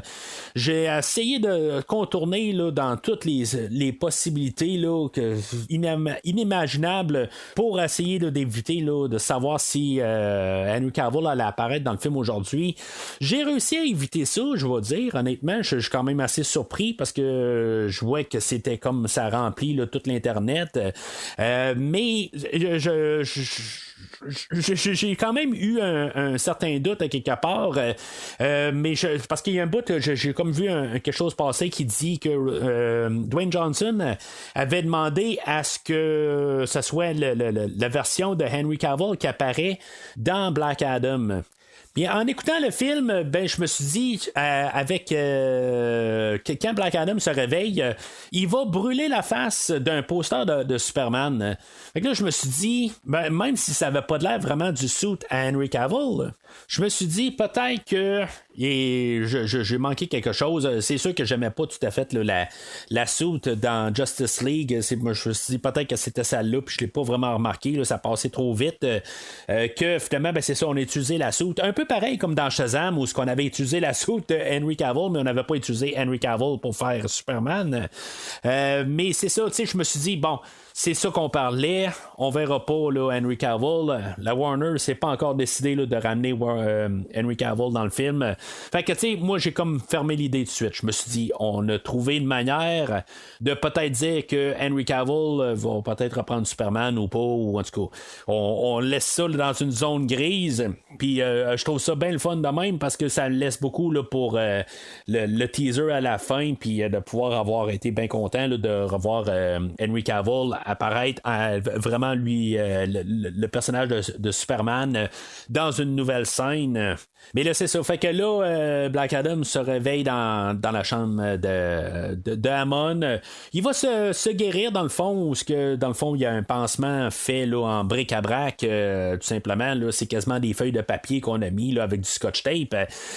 Puis il va enlever ça, puis il va juste se guérir facilement. Là, il va, c'est comme ça laisse supposer qu'est-ce que l'Eternium peut faire quand il est capable de se guérir de même par lui-même. Là.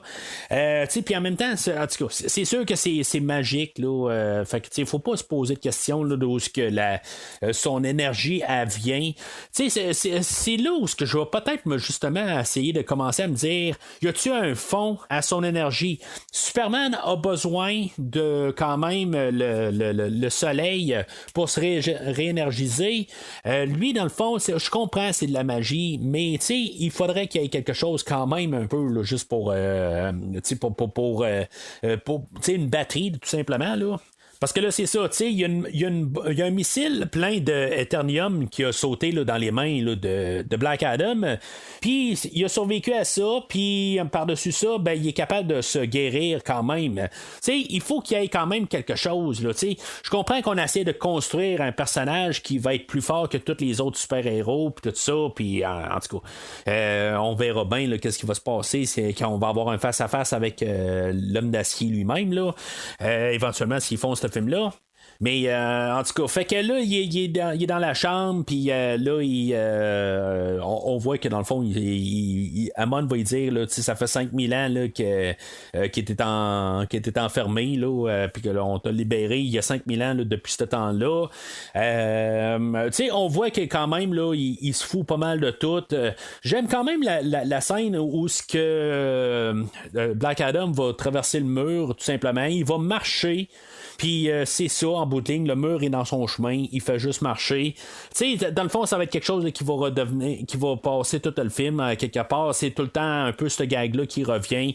Il y a un mur, il lève même pas le bras pour tasser le mur ou essayer de briser le mur. C'est juste, il rentre dedans. Puis c'est tout. C'est juste ça. Je trouve ça le fun, quelque part. Ça donne quelque chose de différent. C'est pas quelqu'un qui va faire sa force directement. Là, c'est ça, il va pas utiliser sa main pour casser le mur. Il passe, il marche, c'est tout. Là, c'est dans son chemin, puis c'est tout.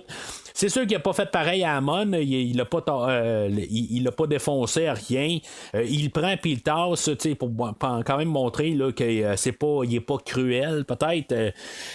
Mais c'est ça, fait que là, il va sortir de là. Hammond, il va le voir comme un héros, puis là, il va dire, là, tu devrais avoir là, des lignes. On va peut-être parler de ton nom aussi, parce que là, on l'appelle Tête Adam dans cette partie-là du film. Fait que faudrait peut-être qu'il se trouve un autre nom, puis en tout cas, il y a comme toute une scène là, dans la cage d'escalier où que lui est en train de descendre tranquillement, puis Hammond est en train là, de discuter avec. Visuellement, on va se rendre compte là, que c'est bien rare où ce que Black Adam va marcher, être au sol. Il est toujours en train de voler. Je trouve ça le fun à quelque part que c'est comme ça. Dans le fond, le comic que j'ai vu, je pense qu'il était toujours en train de voler. Je pense que même si on le voit là, dans la plupart, dans Injustice, là, le jeu, je pense qu'il est en train de voler. Il est toujours... les personnages qui sont toujours volants, lui, il est toujours volant. Fait que ça fait que chaque quasiment là, frame de tout le film, il y a toujours une image qui a été retouchée à l'informatique. Quelque part, ça fait quand même des coups. On s'entend, là, c'est quelque chose là, que ça fait de la production pas mal à faire. Il faut enlever tout le temps là, soit le banc qui est dessus ou tout. Il y a tout le temps quelque chose à faire en bout de ligne, là. Mais en tout cas, fait que lui, il va sortir de là, il va comme défoncer un mur, là, il est tanné d'être dans la cage d'escalier, il va juste défoncer, il va sortir. Il va se ramasser à la statue là, de. Ben, qu'on va supposer qui est lui, mais c'est ça, on va découvrir plus tard que finalement, c'est une statue de son garçon, que, dans le fond, on va avoir toute la révélation de ça là, un peu plus tard, mais c'est ça, on va voir qu'il va s'excuser, tout ça. On peut sentir qu'il y a quelque chose qui marche pas tout à fait là, dans ce qu'on sait, puis dans qu'est-ce que Black Adam sait aussi. On se dit, oups, c'est un peu, il y a peut-être un genre là, de problème là, d'identité. On peut commencer à s'en douter à cet endroit-là. Mais c'est ça, fait que là, pendant qu'il est là, ben il y a Amon qui va se faire prendre là, par les mercenaires, puis finalement, ben, éventuellement, ben, Black Adam va venir le secourir, puis c'est là aussi, on va avoir comme un peu le rappel là, de la scène là, avec qu'on avait vu là, à la télé avec une fois là, dans l'Ouest, là, le film avec Clint Eastwood, qui est un très bon film. Mais c'est ça, ça laisse encore un moment où on va penser un peu à autre chose. Je trouve que quand même la mise en scène est quand même assez bien. C'est le fun de voir ça. Je peux pas dire que je suis comme là, encore une scène là, de Jerry Maguire, encore une scène là, de Il était une fois dans l'Ouest, une scène avec le Painted Black. Je m'amuse quand même à voir ces scènes-là. Il faut s'entendre là-dessus. Je le remarque, mais au moins je m'amuse. C'est ça qui est important. Fait que pendant qu'il fait il ramasse là, les mercenaires, ben là éventuellement là, la Justice Society elle arrive, là il y a Hawk qui va ramasser là, des mercenaires puis il va les amener puis en se disant là nous autres on est des héros puis on va tuer personne, fait que ça va être là un peu que le conflit là, avec Black Adam va pas mal commencer, que dans le fond qu'est-ce qui est les héros puis qu'est-ce qui est les vilains, dans le fond c'est ça qu'ils veulent comme un peu nous montrer, que les héros sont peut-être juste un petit peu trop cachés par leur idée ou guidés par leur idée. On est des héros parce qu'on tue personne. Puis Black Adam il dit tu peux être quasiment il dit pas, mais en bout de ligne c'est ce qu'on nous dit avec le film plutôt, que tu peux avoir des idées, mais tu peux être pas nécessairement parfait, mais tu peux être quand même une bonne tu peux être quand même une bonne personne. Puis là, ben, dans ce cas-ci aujourd'hui, ben, c'est que Black Adam, il gêne pas si quelqu'un, il doit le tuer, il va le tuer. Puis, tu sais, c'est comme, il va pas le tuer par plaisir, il est juste dans son chemin. Puis, tu sais, dans le fond, t'as pas rapport dans ma face, tout simplement. Tandis que les autres, la Justice Society, vont l'arrêter plus juste par principe que c'est un meurtrier. Puis, c'est ça qu'il faut comprendre aussi. C'est un petit peu banalisé, mais ça reste que c'est un meurtrier. Il faut quand même y penser un peu. Il va tuer, puis oui, il y en a qui sont ils vont peut-être en guillemets mériter la mort, mais l'autre côté, ils méritent peut-être pas toute la mort. Tu sais, je veux dire, les menottes, c'est ce qui la plupart, c'est ce qu'ils devraient avoir, pas se faire tuer facilement, puis que ça soit tout le temps un gag. Tu sais, on voit le monde en revoler, il ramasse, puis tu sais, il s'envole, puis tu sais, on s'entend que quand il tombe à terre, ça finit là, puis c'est bien cruel, puis il y en a beaucoup là-dedans qui méritent peut-être pas ça. Même s'ils ont fait des attentats de meurtre avec le AK-47 un peu partout, là, on s'entend que il y en a que c'est simple, mais on va peut-être banaliser la mort un peu trop facilement, là, je pense, dans le film aujourd'hui. Fait que là, notre Justice Society va essayer là, d'arrêter Black Adam. Chacun va essayer, dans le fond, Black Adam, on voit qu'il est fort.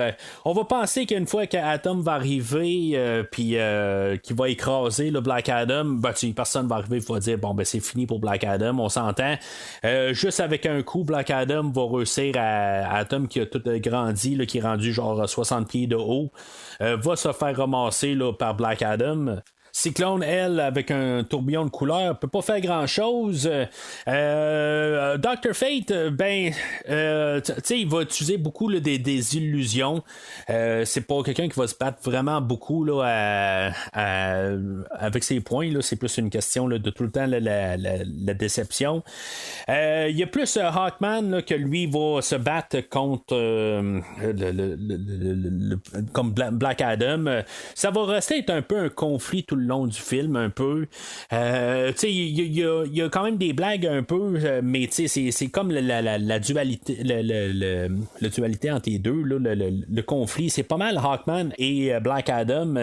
Hawkman, j'avais vu le personnage là, dans la série Smallville que j'ai vu 2 fois. Là, c'est une des seules séries que je me suis tapé 2 fois, que j'avais vraiment beaucoup aimé.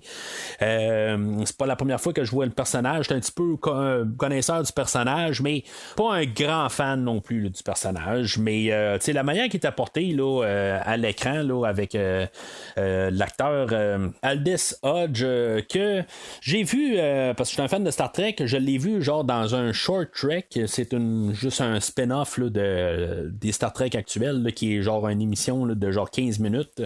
C'est la seule place, je pense que je l'ai vu, cet acteur-là. Il a joué dans plusieurs affaires, là, mais c'est la seule fois que je suis tombé sur cet acteur-là. Je pense que, tu sais, dans le fond, c'est probablement il mérite comme son rôle qu'il a.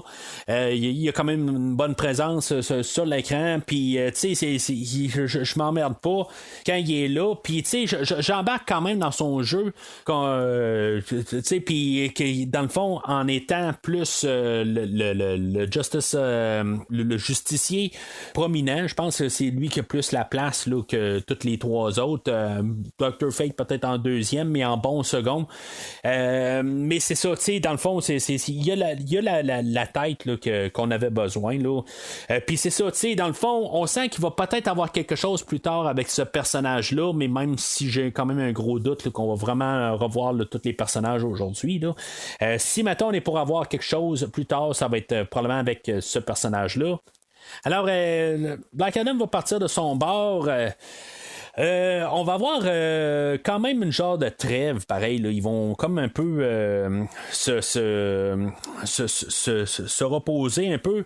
Quand ils vont se rendre compte que dans le fond, Amon a été kidnappé parce que, tu sais, dans le fond, lui va rentrer, il va garder là, la couronne avec lui.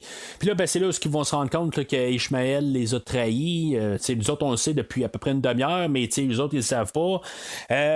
Puis c'est ça, dans le fond. Amon va être kidnappé. Il va embarquer là, dans les genres de scooters futuristes là, qui embarquent qui volent dans le ciel. Puis Black Adam va essayer là, de les rattraper, tout ça, mais finalement là, sans succès. Fait que on va essayer là, de comme un peu là, faire un peu une trêve, puis ils vont éventuellement là, faire équipe. On va avoir ramassé 2 mercenaires, puis tu sais, c'est comme un peu le compromis là, que Black Adam va faire.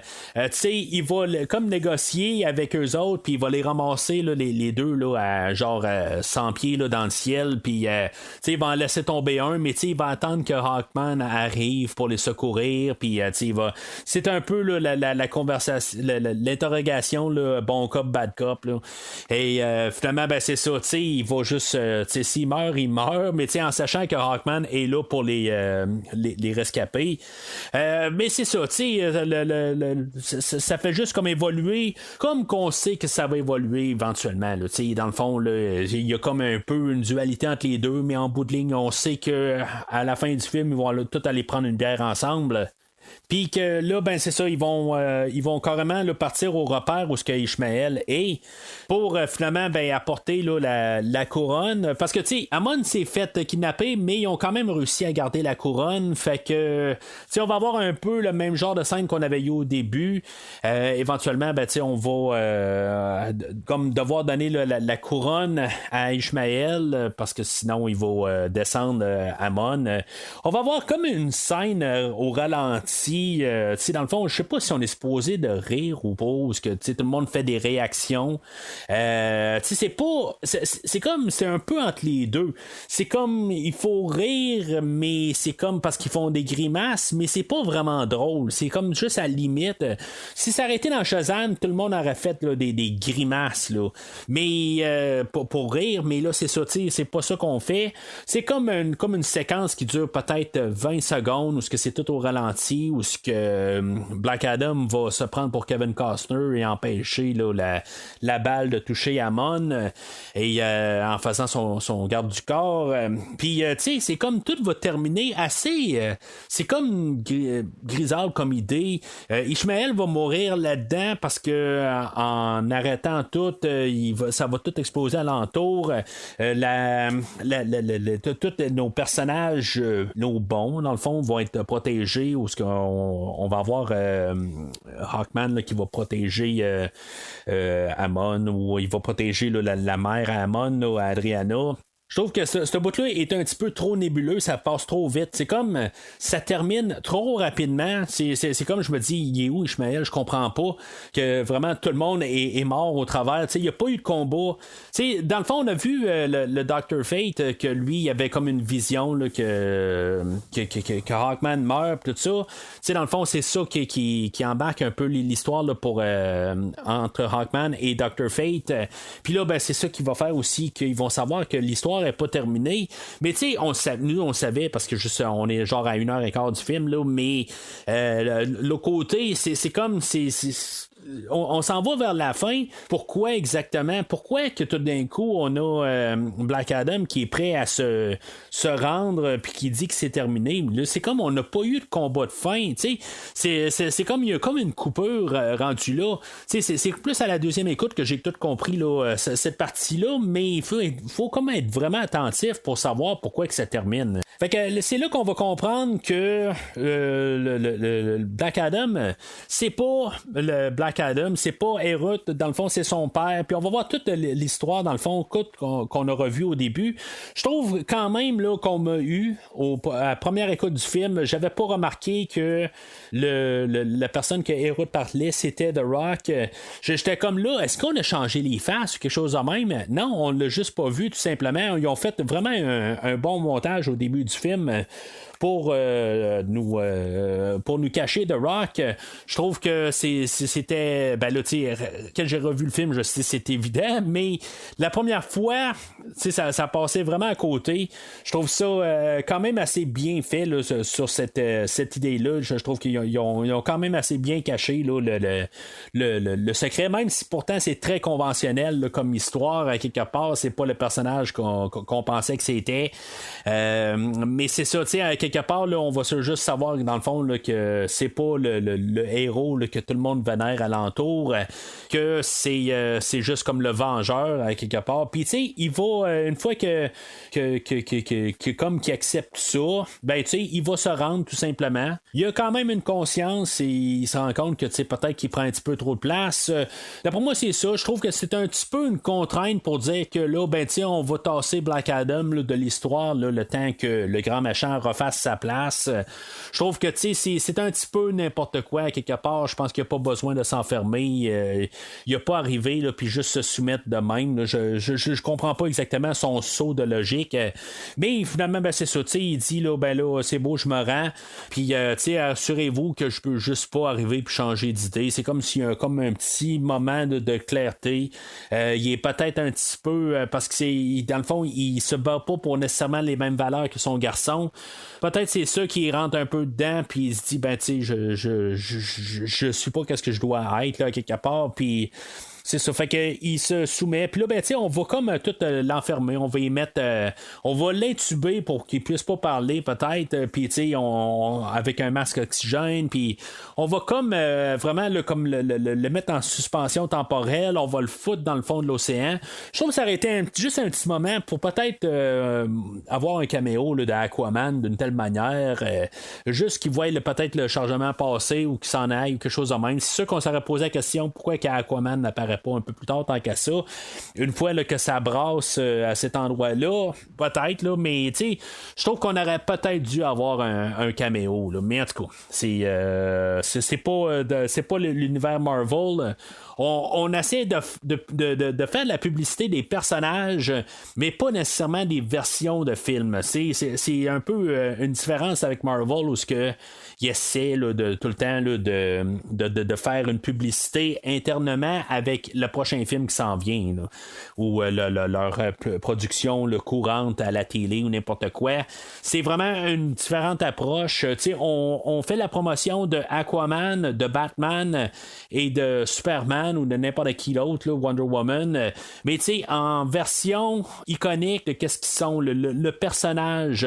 Oui, il y a certains aspects où ce qu'on va, comme j'ai dit, on a vu la figurine là, de Batman de Robert Pattinson, mais on voit quand même là, sur les murs, c'est des logos de Batman de version comique, là.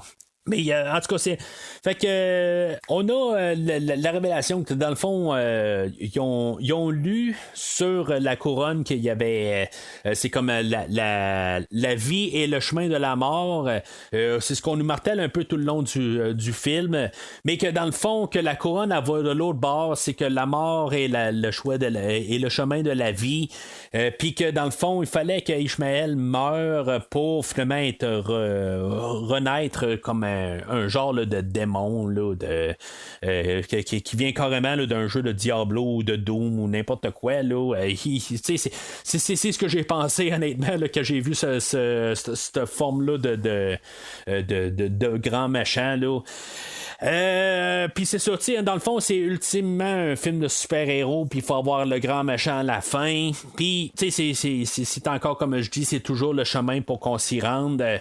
C'est tout conventionnel, tout à quelque part, on sait, bon, ben là, à quelque part, il va falloir qu'il ait réveillé Black Adam. On peut pas le laisser là, dans le fond là, de l'océan, tout ça. Fait que, pendant ce temps-là, ben, on a notre Justice Society là, qui retourne là, à leur quartier général. Quand finalement, ben, ils se rendent compte là, qu'il y a une anomalie puis qu'on a Diablo qui sort de l'eau.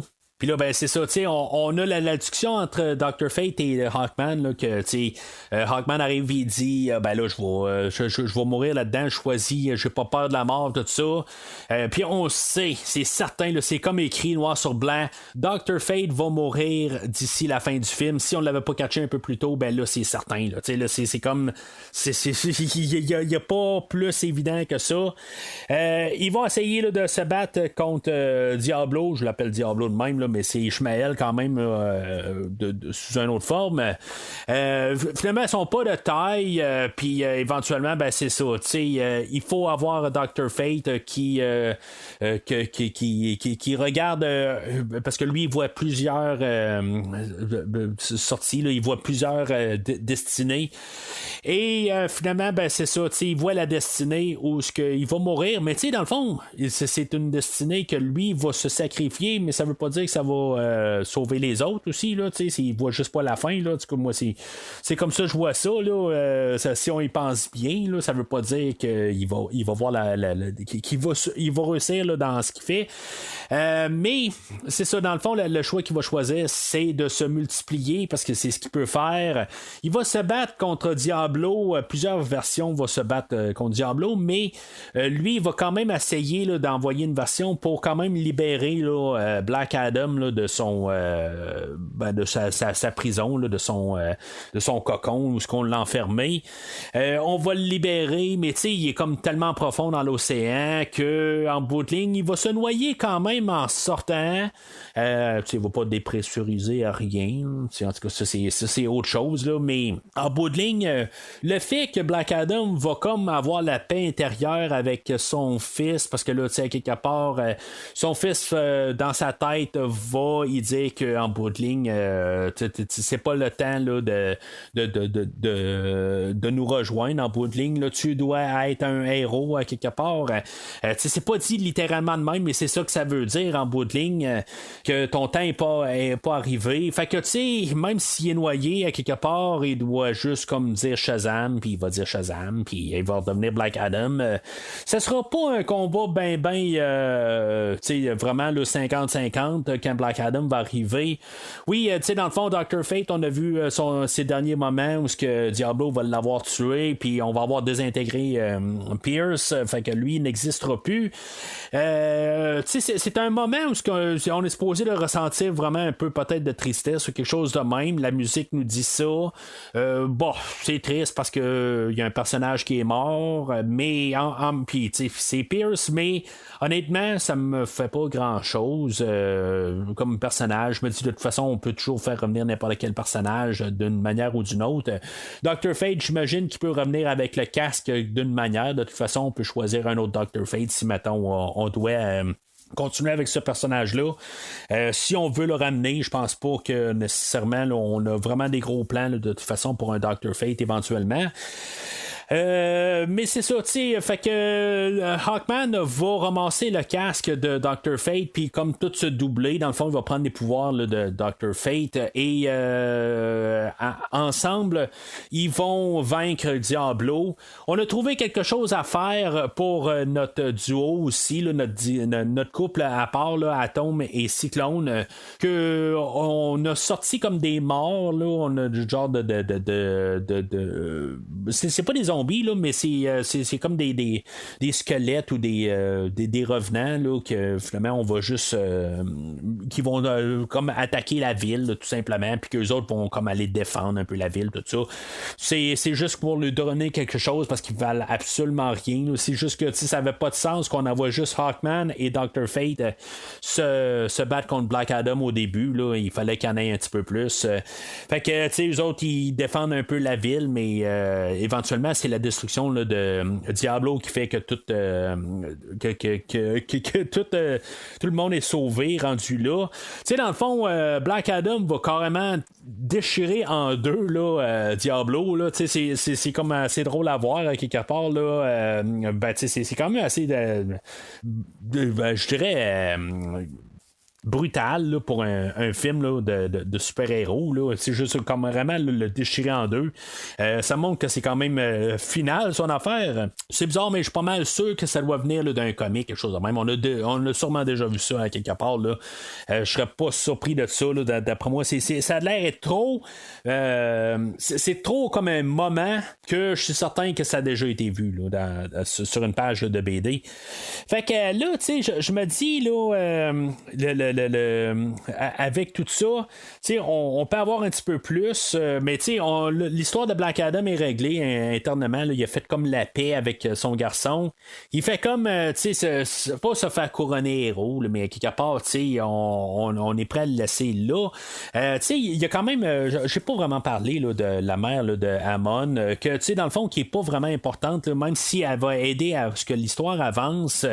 Mais c'est comme on veut quand même mettre ça plus Black Adam et son garçon là, en guillemets là, qui va être Amon dans le fond là, que lui il va comme être comme comme sa deuxième chance peut-être là, comme qu'il se fait kidnapper là, de réussir à le sauver tout ça.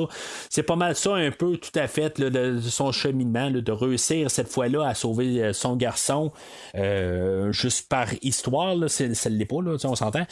Mais c'est ça, on réussit quand même là, à couronner là, Black Adam là, comme le héros de l'endroit, puis que lui va être comme vu comme le sauveur là, qui va comme régler un peu là, la tyrannie des mercenaires là, depuis 27 ans. Puis le film finit là, c'est comme la mort de Diablo est là, puis genre 2 minutes plus tard le film est fini. C'est comme on niaise pas, on n'a pas comme d'épilogue, on n'a rien de vraiment à rajouter. C'est comme l'histoire c'était de sortir Black Adam, de donner un film, puis ça finit là. Dans le fond, il va se ramasser là, comme sur son trône, puis il va se dire, ben là, ça a pas de l'air être vraiment, là, ça sent ça sent mal, à quelque part, là, ça doit pas être ça.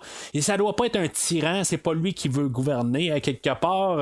C'est dans le fond son cheminement, parce que, si maintenant il serait sorti directement, c'est sûr qu'il y a une évolution de personnage, que lui, il aurait comme gouverné, c'est comme tout le monde aurait dû être à ses pieds. Puis là, ben c'est ça, tu sais, c'est pas il y a quelque chose qui marche pas, c'est pas ça qu'il veut faire. Fait que il va détruire le trône tout simplement, puis il va juste comme être juste comme surveillant ou quelque chose comme ça. S'il y a un problème, ben il va régler ça, il va devenir le héros de la place. Fait que c'est ça, le film finit de même. Fait qu'on a le générique, puis là c'est ça, on lui a donné son nom, là, Black Adam. Fait que on a comme la séquence mi-générique que j'ai parlé un peu tantôt, où ce que finalement on va avoir Amanda Waller qui va envoyer un genre de drone avec dans le fond on va rentrer en communication avec, puis elle va lui dire ben là si tu débarques, si tu oses sortir là, de Kandak, ben on va envoyer du monde dans le fond là, t'arrêter. Là pour l'instant on va te laisser rester à Kandak, on s'en fout de Kandak, on n'a jamais parlé de Kandak, on savait même pas que c'était un pays ou un village avant que tu apparaisses. Que là, on est bien prêt à oublier Kandak si tu restes là. Mais si tu sors, ben on va régler ton problème. Puis là, Black Adam arrive et dit regarde, si je veux sortir, je vais sortir, puis envoie moi n'importe qui, je vais te le ramasser. Fait que elle arrive et elle dit on est prêt à envoyer du monde là, qui ont même pas qui viennent même pas de la Terre. Fait que c'est là qu'on a la révélation que Superman est là. Pour des fois régler le problème là, de Black Adam si mettons il devient hors de contrôle. Fait que Henry Cavill qui revient, je pense que c'est vraiment là, comme c'est rare que j'ai ressenti vraiment un gros hype pour quelque chose de futur. Je suis content de revoir Henry Cavill dans la suite de Superman. On parle de peut-être une histoire un genre de reboot de Superman avec un autre acteur là, réalisé par J.J. Abrams. Je sais pas s'il veut ramener Henry Cavill ou pas. Si on vous parle de Man of Steel 2, peut-être que tout ça va peut-être aider à ce que Zack Snyder revienne en arrière de la caméra.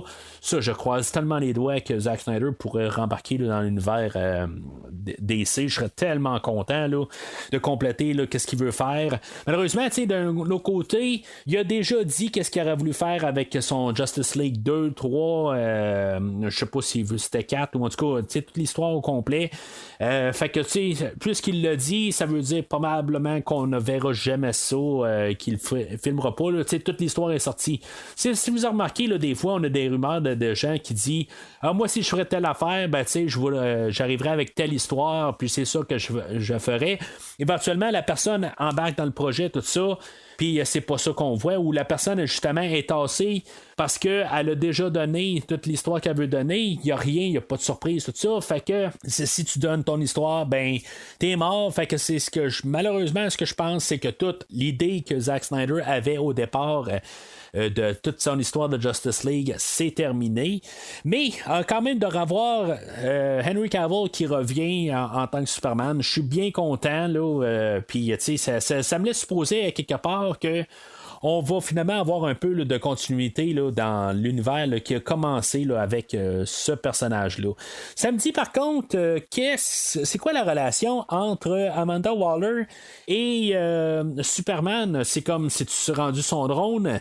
C'est-tu la version là, de Superman que, dans le fond, qui est rendu comme tellement là, capitaliste, que, qui a comme pu... dans le fond, la version ultime que Batman était contre dans toutes les que ça soit toutes les histoires là, de Dark Knight Returns puis tout ça, c'est-tu cette version de Superman qui est là? C'est ça que j'ai un petit peu plus de misère à embarquer avec un peu là. Je trouve que quelque part de Superman, on est trop en train de l'embarquer là, comme un genre de méchant depuis quelques années. J'aimerais ça qu'on revienne avec Superman avec le bon cœur à quelque part, puis qu'il qu'est-ce qu'il a généralement tout le temps été, puis pas tout le temps le côté là, que c'est rendu là, qui est contre le monde, puis des affaires de même là. Je suis un petit peu tanné de ce Superman là. J'en ai parlé là, je pense surtout là, quand j'ai couvert le film animé là, de Injustice. Je suis tanné de cette version là de Superman. Je veux le Superman qui revient, qui est là du bon côté, qui se bat pour le peuple et non contre le peuple ou pour ses ambitions à lui là. Puis là, en voyant aux côtés là, d'Amanda, ben, je me dis, bon, il est-tu contrôlé ou quelque chose de même. Là. En tout cas, là, je vois peut-être un petit peu trop là, de profondeur là, dans qu'est-ce qu'on voit. Mais c'est ça pareil, je suis vraiment content là, de voir Henry Cavill.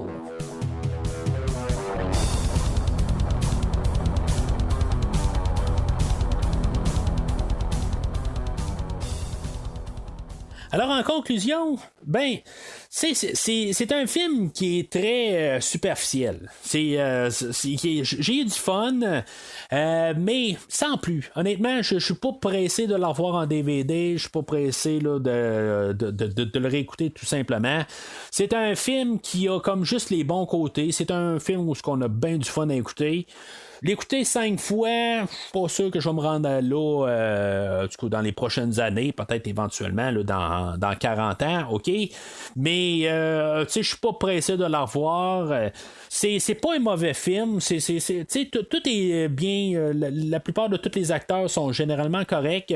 Il y a peut-être Amon qui est le petit garçon là, qui est pas tout à fait là, le meilleur des petits garçons qu'on a vu à l'écran dans ces dernières années. Je vais faire remarquer qu'on a eu beaucoup là, d'acteurs de jeune âge qui jouent dans des films ou dans des séries télévisées qui sont quand même assez solides, puis que malheureusement, ben, je trouve que lui, il est très borderline pour qu'est-ce qu'on a vu souvent là, à l'écran là, depuis ces 10 dernières années. Fait que peut-être qu'on aurait pu trouver un autre acteur, peut-être plus là, avec un meilleur jeu, mais en tout cas, c'est juste une petite note que j'ai. C'est pas comme si c'était très important aussi là, dans le film, c'est pas une grosse pièce majeure. C'est sûr que la grosse pièce majeure, c'est The Rock, c'est Black Adam, puis il fait très bien sa job. C'est le restant de la job aussi qu'on doit avoir comme personnage. Ben, c'est toute la Justice Society, que eux autres aussi, on a tous des bons moments avec chaque personnage. C'est la plupart des personnages en carton, Atom et Cyclone, ils sont là pour être là. Même Dr. Fate, il est là juste pour être là. Puis Hawkman, il y a un petit peu plus de nuances, mais ça reste quand même beaucoup des personnages en carton.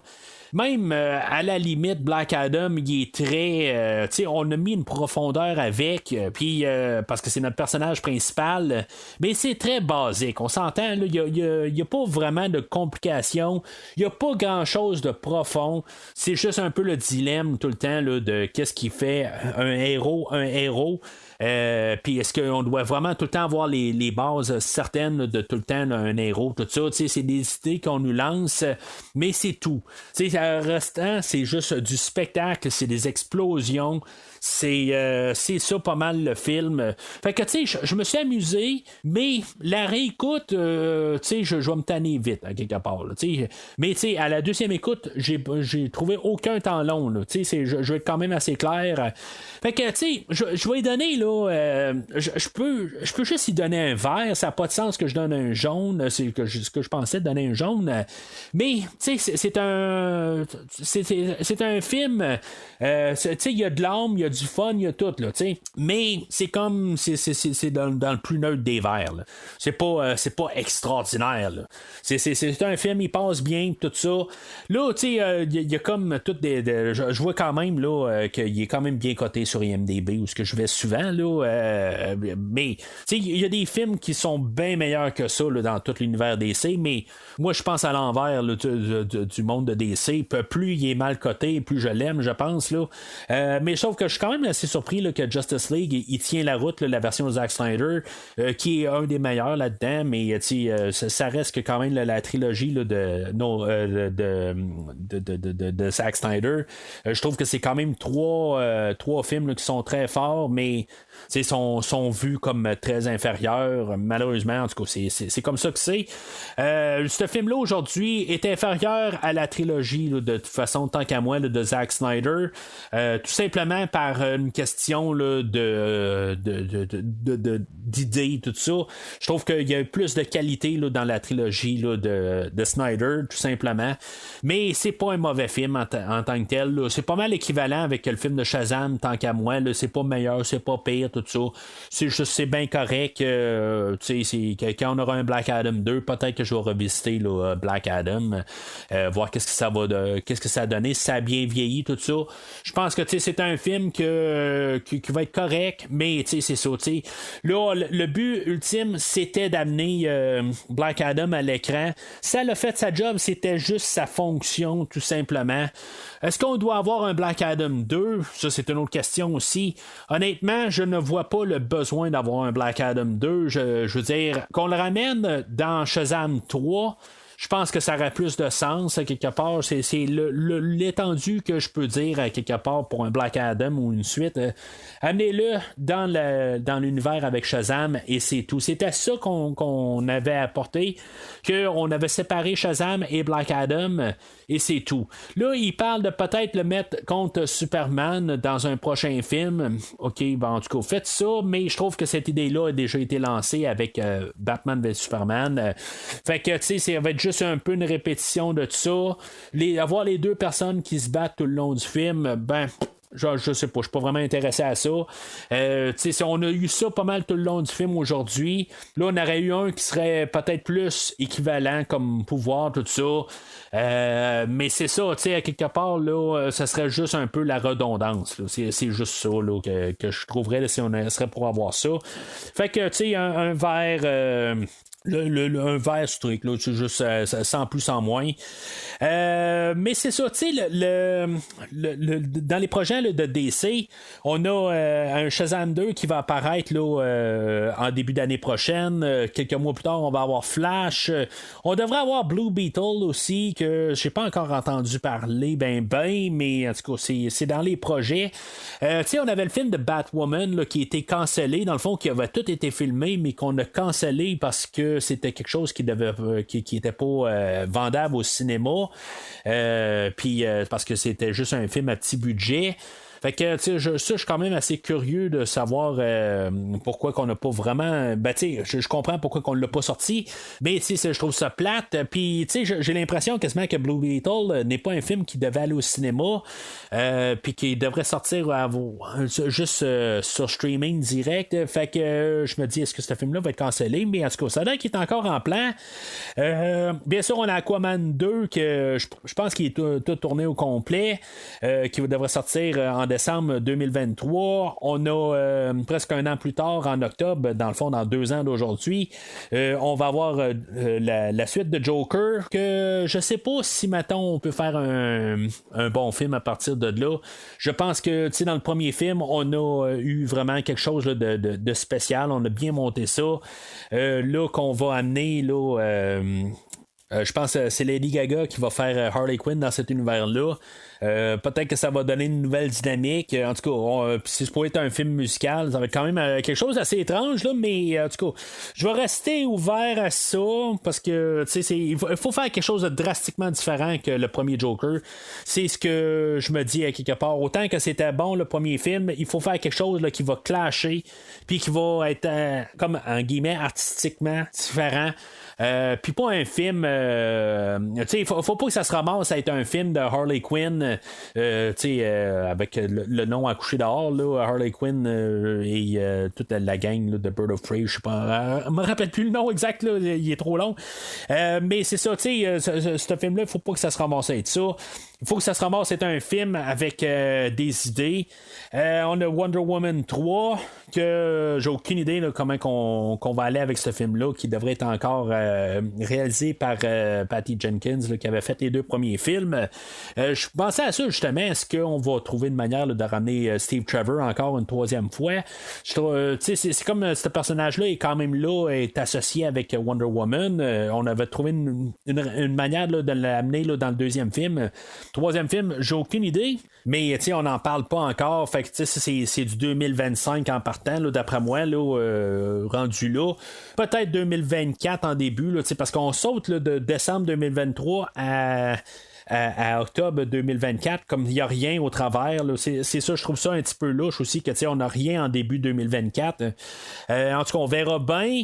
On a le deuxième film de Batman aussi, qui est en chantier, je pense, en ce moment. C'est ça, Superman aussi, on a le reboot de J.J. Abrams, ça s'en vient quand? C'est comme, est-ce que ça va être Man of Steel 2? Est-ce qu'on va avoir comme on va ramener juste le Henry Cavill dans un film contre Black Adam ou quelque chose de même, ou on va avoir un film séparé pour Superman? J'ai aucune espèce d'idée. C'est comme on parle toujours du film avec J.J. Abrams, mais exactement ça va être quoi? C'est pas très clair. On veut faire un film sur Supergirl, sur Black Canary, sur Static Shock, que j'ai aucune espèce d'idée c'est qui. Nightwing, qui est Robin, dans le fond, qui pourrait être un film assez intéressant, mais il y a une série qui s'appelle Titans, puis pas Teen Titans, il faut distinguer un peu les deux, qui est une série que vous pouvez écouter, qui est disponible sur Netflix. J'ai écouté la première saison, je suis en train de commencer la deuxième saison, qui est quelque chose qui est dans le fond toute l'histoire à Dick Grayson, qui est Nightwing, qui est quelque chose qui pourrait être intéressant, mais je sais pas qu'est-ce qu'on pourrait faire de plus comme film qui serait pas meilleur, qui pourrait être meilleur que qu'est-ce qu'on a dans Titans. Je serais surpris, fait que moi je laisserais ça là, je ferais pas vraiment ce projet là, à moins que je vais revenir avec une idée là, que j'ai déjà lancée.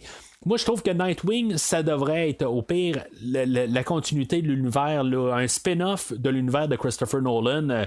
Peut-être que vous n'êtes pas d'accord avec ça, mais je trouve que ça serait un peu continuer un peu l'univers à Nolan avec qu'est-ce qu'on établit avec ce Batman-là, puis qu'on continue avec Nightwing.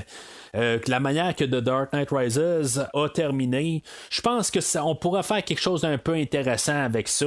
Peut-être qu'éventuellement, on pourrait revenir avec un genre de Dark Knight Returns, même si The Dark Knight Returns était pas mal le Dark Knight Rises. Mais en tout cas, moi, je pense que ça serait intéressant de continuer l'univers à Nolan en Nightwing, pas en revisitant, puis pas en changeant l'univers de Nolan, mais juste un spin-off vu par quelqu'un d'autre. Là, ou peut-être demander à Christopher Nolan de revenir pour continuer cet univers-là. Mais pas avoir Batman, je pense que ce serait la meilleure affaire, mais en tout cas, c'est pour Nightwing.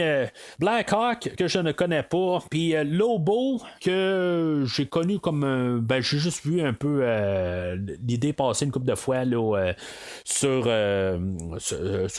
Facebook, ou en tout cas un peu partout sur Internet, qui pourrait être joué par Danny Trejo, que genre il a la face de l'emploi, tout ça. Ça a l'air d'être un genre là, de mercenaire ou quelque chose de même. Là. En tout cas, c'est tout ce que je peux connaître un peu du personnage.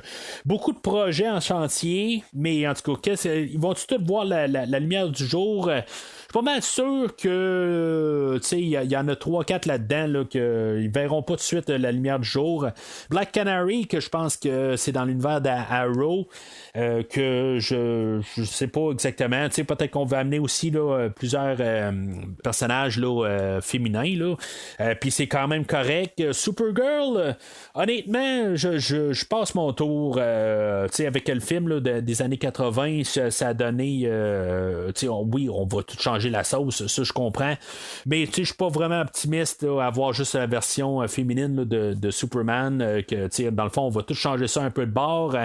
Je comprends, mais on a de la misère à garder Superman à l'écran. Gardons Superman, puis au pire lancez-vous là, sur Black Canary ou Wonder Woman aussi. Je veux dire, c'est un peu même comme Nightwing. Je trouve que c'est juste comme le disciple de Batman. Mais de trouver, avant d'embarquer de Nightwing, au moins si on peut le continuer à partir de quelque chose de déjà établi, on pourrait trouver quelque chose d'intéressant. Mais c'est ça un peu. Là, on s'en va un petit peu là, dans des terrains où on va se ramasser avec des super-héros que dans le fond qui vont sortir un film puis ça va finir là. Fait que c'est pas mal ça qui est sur tout l'univers de DC là, dans les prochains mois et prochaines années. Là. Fait que c'est pas mal tout pour aujourd'hui. la semaine prochaine, ben, on va faire comme un genre de spécial Halloween où ce qu'on va. Halloween, on en a déjà parlé. Il va y avoir un spécial dans le fond Halloween où ce que je vais reparler encore là, de Halloween Ends parce que j'ai fini de lire le livre de Halloween Ends et j'ai quand même plusieurs affaires à dire là, sur peut-être la version étendue. En tout cas, on va voir qu'est-ce qui va sortir en DVD là, genre à la fin de l'année là. En tout cas, je pense que c'est planifié pour la fin de l'année. Mais dans le fond, il y a plusieurs scènes qui sont rajoutées dans le livre, puis que je suppose que ce sera peut-être pas ça du tout, mais je suppose que ça va être pas mal la version étendue, comme que dans le fond les 2 derniers Halloween ça avait été. Fait que j'ai déjà enregistré tout simplement là, c'est un podcast là, d'environ une demi-heure où ce que je vais parler la différence avec le film qu'on a eu là, la semaine passée et la version livre du film, puis qu'il y a plusieurs scènes qui sont rajoutées qui va changer le film quand même pas mal. Fait que en tout cas, je vous invite à écouter là, cet épisode-là qui va sortir plus tard vers la fin de la semaine. Si maintenant vous avez vu le film de Halloween Ends, c'est sûr que dans le fond c'est quasiment un prérequis. Et sinon, ben, la semaine prochaine, ben, ça va être le spécial Halloween qui va être sur le film Traqué. It Follows, dans le fond, qui a été voté par les groupes de discussion sur Facebook ben, sur le podcast, dans le fond, où ce que j'avais demandé là, entre 6 films, quel film qui voulait couvert. Fait que la semaine prochaine, on va parler de It Follows. Entre-temps, ben, n'hésitez pas à laisser votre commentaire sur le film d'aujourd'hui. Pour vous, c'est-tu une bombe? C'est-tu quelque chose là, que, dans le fond, il y a eu beaucoup là, de trop de publicité alentour? Ça aurait dû être vraiment juste un film. Je suis pas vraiment trop embarqué là-dessus. Si, mettons, moi, je pense qu'on aurait pu quand même... si ça n'aurait pas été là, de Lego à The Rock... je pense qu'on aurait pu quand même faire ça, là, un gros film peut-être. Là, ça aurait fait un film assez surchargé parce qu'il aurait fallu quand même donner le temps d'écran à The Rock. Mais je pense qu'on aurait pu trouver une manière là, de trouver un film. Là, mais en tout cas, qu'on ait les deux séparés, là, c'est quand même correct. Ça donne quelque chose de différent.